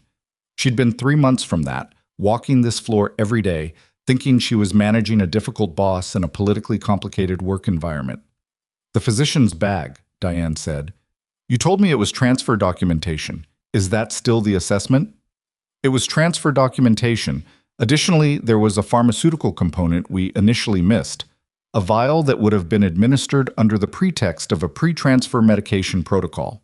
It would have compromised her recovery window significantly. He paused. Enough to create a clinical picture consistent with post-surgical complications. So she'd been right about the intent, wrong about the method. Hale had been subtler than the secondary asset. That fit. It fit the entire profile of how he'd operated for 4 years, choosing the approach that produced deniability. What happens to him now? Diane asked. Federal charges, espionage, conspiracy, attempted murder. The attempted murder charges for Voss. The secondary assets action in room 312 was coordinated through Hale's network, and he carries culpability for activation. Sloan was precise about it, the way lawyers are precise about culpability. He will not practice medicine again. He will not leave federal custody for a very long time. Diane stopped walking. She stood in the corridor of Calloway General and let that land fully. Not with satisfaction. Satisfaction was the wrong word for it. With the particular weight of a thing that had needed to happen finally having happened. Marcus Hale had spent years feeding intelligence to people who killed for it. He'd spent 9 months treating her like she was less than what she was. Those two facts were different in scale, but they came from the same source. A man who had arranged the world to fit his view of it and had used whatever tools were available to maintain that arrangement. And Kira, Diane said, cooperation agreement being negotiated as of an hour ago. She has information about the network's regional structure that has significant value. Her outcome depends on what she provides and how completely she provides it. He paused. That's above my level. Diane started walking again. Is there anything else you need from me today? The inquiry team will want a formal deposition, probably tomorrow, given the timeline. He kept pace beside her. There's a separate matter that Deputy Director Voss asked me to raise with you. What matter? Her office is forming an advisory structure for hospital security protocol reform. Federal Civilian Medical Facility Coordination. Specifically, the vulnerabilities that this incident exposed in how protected patient transports are managed. She wants someone with both operational background and current clinical experience. He didn't look at her when he said it, which Diane recognized as the specific tact of someone delivering an offer they expect will require consideration. The position would be consultative. You'd maintain your clinical work. It would not require you to return to active service. Diane said nothing for a moment. She's not subtle, Diane said. No, Sloan agreed. She's really not. At 5 p.m., Diane went upstairs for the last time that day. Miriam was sitting up, carefully, with the adjustable bed frame providing support, within the parameters Cardenas had approved. The afternoon light through the narrow window had shifted into something lower and warmer, and it made the room look different from how it had looked at any point in the past 18 hours. Less clinical, more like a place where something had happened and settled. Diane sat down. She had the document folder in her lap, now resealed with the pages restored to their original order, Miriam's handwritten note folded at the back. Sloan talked to you, Miriam said. He did. And? Diane looked at her. Miriam looked back with the expression she used when she was waiting for an answer she'd already calculated, which was most of the time. Some things didn't change with a vascular repair and a night in an ICU. I spent 2 years trying to be small enough that nobody would look at me, Diane said. I came to this city specifically because it was a place where my background wouldn't follow me. I took a position I was overqualified for because I thought if I could be ordinary enough, for long enough, I could actually become ordinary. She paused. That didn't work. No, Miriam said, it didn't. The patients I helped this year, Kessler, Briggs, Solis, the others, they didn't benefit from me being small. They benefited from me being exactly what I am, even when I was pretending to be something else. She looked at her hands. I think I knew that the whole time. I just didn't want to deal with what it meant. Miriam was quiet, which was her way of listening actively. The consultancy, Diane said. Tell me what it actually involves. Miriam told her. It took about 8 minutes, and she was direct about the parts that were difficult, the parts that required Diane to have a visible professional identity again, to be findable in a way that she hadn't been for 2 years, to accept that the careful construction of anonymity was over. She was also direct about the parts that were genuine, the clinical autonomy, the ability to stay on the floor at Calloway General or a comparable facility, the work itself, which was real and mattered. When Miriam finished, Diane was quiet for a moment. I want the consultancy to be structured around the clinical work, not the other way around, Diane said. I'm not willing to be an office asset. If I take this, I'm taking it because the hospital work stays primary. That's what I specified in the proposal. I know. I wanted to say it directly anyway. Fair, Miriam said. Diane stood. She set the folder on the table beside the bed. The handwritten note stays with me. Miriam glanced at the folder. That was intended to be a private document. I know. Diane picked up her jacket from the back of the chair. Get some sleep. Cardenas will be up at 7. I'm aware of Cardenas's schedule. She'll also have opinions about your blood pressure if you've been thinking too hard this afternoon. My blood pressure is fine. Miriam. Diane paused at the door. Thank you for the request, for pushing the trace timeline, for... She stopped, because there were too many things in the list and the room didn't need all of them. For the note. Miriam looked at her with the expression that wasn't quite soft, but was the version of itself that was closest. Get out of my room, Marsh. Come back tomorrow. Diane left.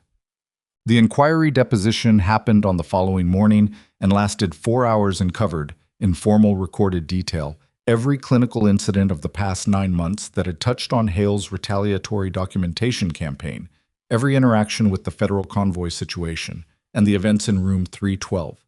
The inquiry panel was 3 people, 1 federal, 1 medical board, 1 civilian oversight, and they were thorough in the way that official processes are thorough when the stakes are high enough to require actual rigor.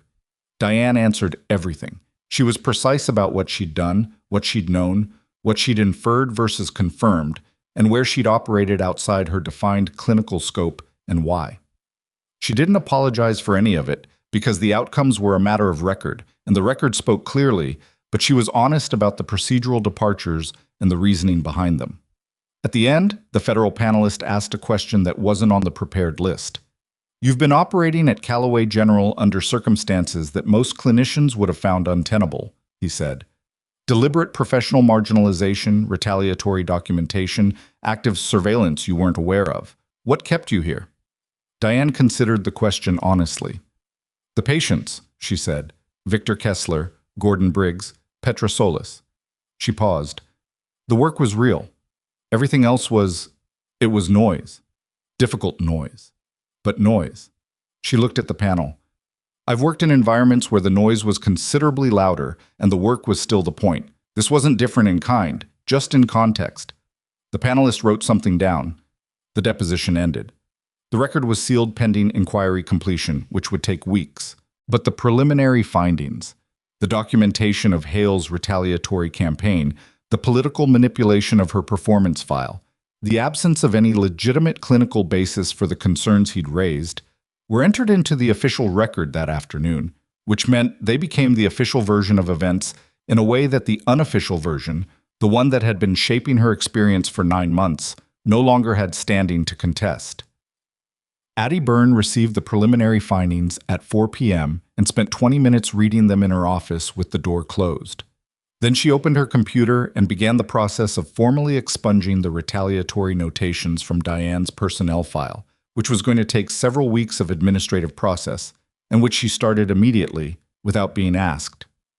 3 days after the convoy arrived at Calloway General, the hospital board convened an emergency session. Diane wasn't in the room. She was on the trauma floor, working her shift, doing the job the way she'd always done it. She heard about the session the way she heard about most administrative things, through Addie, through the specific texture of how administrative staff moved through the building when something significant was being decided somewhere. The board session lasted 3 hours. When it ended, Gerald Park came to the trauma floor looking for Diane. She was in Bay 2, helping a resident manage a chest drain on a 60-year-old man who'd come in from a construction site with a penetrating lung injury from a nail gun. The kind of case that the floor handled well because the floor was staffed by people who paid attention. She finished what she was doing, gave the resident the handoff instructions, and met Park at the edge of the bay. Park was a man who lived inside administrative language. Everything he communicated was wrapped in institutional framing, not dishonestly, just professionally. But standing at the edge of Bay 2, he looked slightly stripped of the usual framing, slightly more like a person who had spent 3 days processing events that had exceeded his administrative categories. "The board met today," he said. "I heard." They reviewed the inquiry preliminary findings, the events of the past 3 days, and, he paused, "the clinical record of your time on this floor. Formally reviewed, not Hale's version of it, the actual record." He held her gaze. "They want to offer you the position of Director of Trauma Nursing. It's a new role. They're restructuring the department leadership in light of the inquiry findings. The position would give you formal authority over the nursing protocols, staff development, and, pending your agreement, a seat at the clinical leadership table." Diane looked at him. "That's a significant structural change," she said. "Yes. The board understands that my background is going to become part of the public inquiry record. They reviewed that consideration and reached the conclusion that your background is an asset to the hospital, not a liability." He said it carefully, as if he'd practiced it, which he probably had. For what it's worth, that was not a close vote. Diane was quiet for a moment. The trauma floor moved around her. Monitors, voices, the squeak of a cart that still needed its front wheel adjusted. Bay 3 had a patient who'd come in 20 minutes ago with a suspected PE, and the attending was running the workup. Bay 1 was post-stabilization, a woman from a car accident who was going to be okay but didn't know it yet. She thought about Victor Kessler, who had a tension pneumothorax that nobody had been looking for. Gordon Briggs, who'd been having a heart attack inside an allergic reaction. Petra Solis, whose worst headache of her life was a subarachnoid bleed, and whose husband had held her hand in a plastic chair and couldn't speak. She thought about 9 months of being Marsh, just Marsh, the clumsy nurse who spilled saline on her scrubs. She thought about the sealed folder and the handwritten note, and the fact that she'd carried it through an entire crisis without opening it because she hadn't been ready, and then had opened it and found it said exactly what she needed to hear, which was not a kindness but an accuracy. "I'll need to discuss the role parameters in detail," Diane said. "I have conditions around clinical autonomy and protocol development that need to be part of the formal offer." "The board anticipated that," Park said. "They asked me to tell you they're prepared to be flexible." "They should be prepared to be specific. Flexible isn't the same as committed." "I'll communicate that," Park said. Something in his expression that might have been the beginning of genuine respect. The functional kind, not the administrative kind. "Should I tell them you're considering it?" "Tell them yes," Diane said. Park nodded.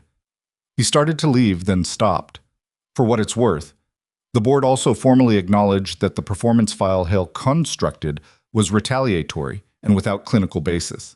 That acknowledgement is being entered into the permanent administrative record. "Good," Diane said. She meant it. Not for herself exactly. The record correction was what the record correction was, and it didn't change the 9 months of what it had been like to work under it. But the record mattered because records were what institutions used to make decisions about people. And if the record was wrong, the decisions built on it were wrong. And somewhere down the line, another nurse in another bay would be affected by a documentation decision that had its roots in something that happened here. Getting the record right now mattered for reasons that extended past her own vindication. Park left. Diane went back to Bay 2, where the resident was doing well with the chest drain and needed a minor adjustment to the positioning that she corrected without comment, and the resident noted and filed for next time. A week after the convoy, Miriam Voss was well enough to be moved.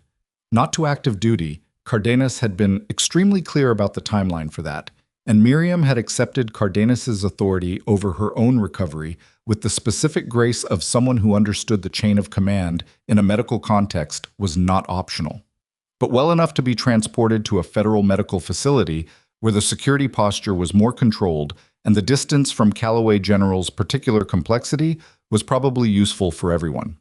Diane was there when they loaded the transport. She didn't have a reason to be. It wasn't her shift, she wasn't part of the medical transport team, and the federal presence had the situation handled. She was there because she'd worked through a night and a crisis alongside this woman, and some acknowledgments needed to be made in person rather than through documentation. Miriam was on the gurney, properly horizontal this time, with the controlled annoyance of a person who was good at being upright, being required to be horizontal. She saw Diane at the edge of the ambulance bay and made a minimal gesture that was her version of waving someone over. Diane came over. "The consultancy paperwork is being routed through Sloane's office," Miriam said. "You'll receive it this week." "I know. He told me." "Read the fine print on the scope clause. I was specific about the language." "I will." A pause. The transport team was preparing the vehicle.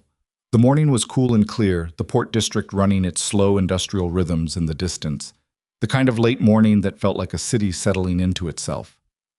"You did good work," Miriam said. The flatness of it was the point. Miriam didn't say things she didn't mean, which meant when she said something simply, it was the full version, not the reduced one. "You nearly died," Diane said, "and didn't." She held Diane's gaze. "Because of the work you did."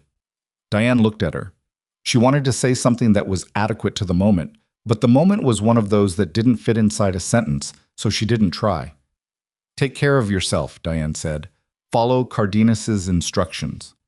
"I follow instructions when they're well-reasoned." "They're well-reasoned." "Mostly," Miriam said. They loaded her into the transport. The doors closed. The vehicle pulled out of the ambulance bay and turned toward the highway, and Diane watched it until it rounded the corner and was gone. She stood in the ambulance bay for another moment, in the cool morning air, with the port sounds carrying from the water and the hospital running its constant life behind her. The past 9 months had been many things. They had been the sustained effort of performing smallness she didn't feel. They had been the specific exhaustion of being right in rooms where being right was inconvenient. They had been Kessler's oxygen sat climbing after the needle decompression, and Briggs going home to his family, and Petrosolis's husband in a plastic chair who couldn't speak yet. They had been Hale's voice saying, "Tell the floor nurse," and Hale's face when she'd said, "I'm the nurse on shift," and Hale's hands on the wall of the ICU corridor in the early hours of a morning that had changed the shape of what came next. They had been, underneath all of it, the slow accumulation of a truth she'd been trying to outrun, that you couldn't actually become less than you were by pretending to be less than you were. You could perform it. You could sustain the performance for months, for years maybe, in the right conditions, but the shape of who you actually were had a way of pressing through the surface, in the pattern of how you moved through a crisis, in the instinct that made you look at both arms instead of one, in the refusal to walk away from a bay where the numbers weren't adding up. She had tried to be nobody. She had been, the entire time, unmistakably herself. That was the thing she was taking with her into whatever came next. Not the vindication, although the vindication was real and it mattered, and she wasn't going to pretend it didn't. Not the title, not the consultancy, not the formal acknowledgement that the record Hale had built against her was false. Those things were correct and appropriate, and she'd fought for them without apologizing for fighting. What she was taking was simpler and harder than any of those things. The understanding that being exactly who you are, in rooms that don't want you to be, under authority that finds your competence inconvenient, in a building full of people who have decided you're less than you are, is not a burden. It's the only move that actually holds. Everything else is performance, and performance has an expiration date. She'd watched Marcus Hale perform authority for 9 months. She'd watched him build systems to protect the performance. She'd watched those systems collapse in a single night because they were built on a foundation that required everyone around him to be smaller than they actually were, and eventually, someone wasn't. She went inside. The trauma floor received her the way it always did. Monitors, movement, the particular density of a place where the stakes were real and the work was constant. She put on her badge, picked up the chart for Bay 3, and started reading. Priya was at the nursing station and looked up when she came in. Addie was on the phone and raised a hand in acknowledgement. The resident from the chest drain case the day before nodded with the specific nod of someone who had learned something and was aware they'd learned it. At the end of the shift, she sat at the nurse's station for a few minutes after everyone else had moved on. Not because she needed to, just because she hadn't done it in a while. Just sitting, in a place she'd spent 9 months, feeling its weight and its ordinariness, and the way those two things could coexist in a space that was also the place where people came when their bodies were failing them and needed someone to pay attention. She'd paid attention. She intended to keep doing that. There are people in every room you walk into who have already decided what you are before you open your mouth. They've looked at your title and your age and your posture and whatever story your presence tells them, and they've closed the book. Most of the time, they're not even cruel about it. They're just efficient, the way people are when they're managing too much information and need categories to function. The dangerous thing is when you start believing their version. Diane Marsh had spent 9 months fighting that. The slow erosion of being treated like nothing in a place where she knew every day that she was something. It was a different kind of combat than anything she'd done before. Quieter. More internal. No clear objectives, no defined end state. Just the daily decision to keep showing up and keep paying attention and keep being exactly what she was, even when every signal from the environment was telling her to make herself smaller. She didn't have a clean lesson to offer from the other side of it. The world didn't work that way. But she had this. The patients were alive. The record had been corrected. The man who'd built a career on arranging everyone around him into positions of smallness was sitting in a federal holding facility with charges that would define the rest of his life. And she was here, in this chair, at the end of a shift, about to go home to an apartment with a plant she'd remembered to water twice this week and a Thai takeout place down the block. That was enough. More than enough. She picked up her jacket, put it on, and walked out of Calloway General into the late afternoon of Grayfield City, where the port lights were already starting to come on against the early evening, and the water caught them and scattered them, and the city went on being exactly what it was. So did she.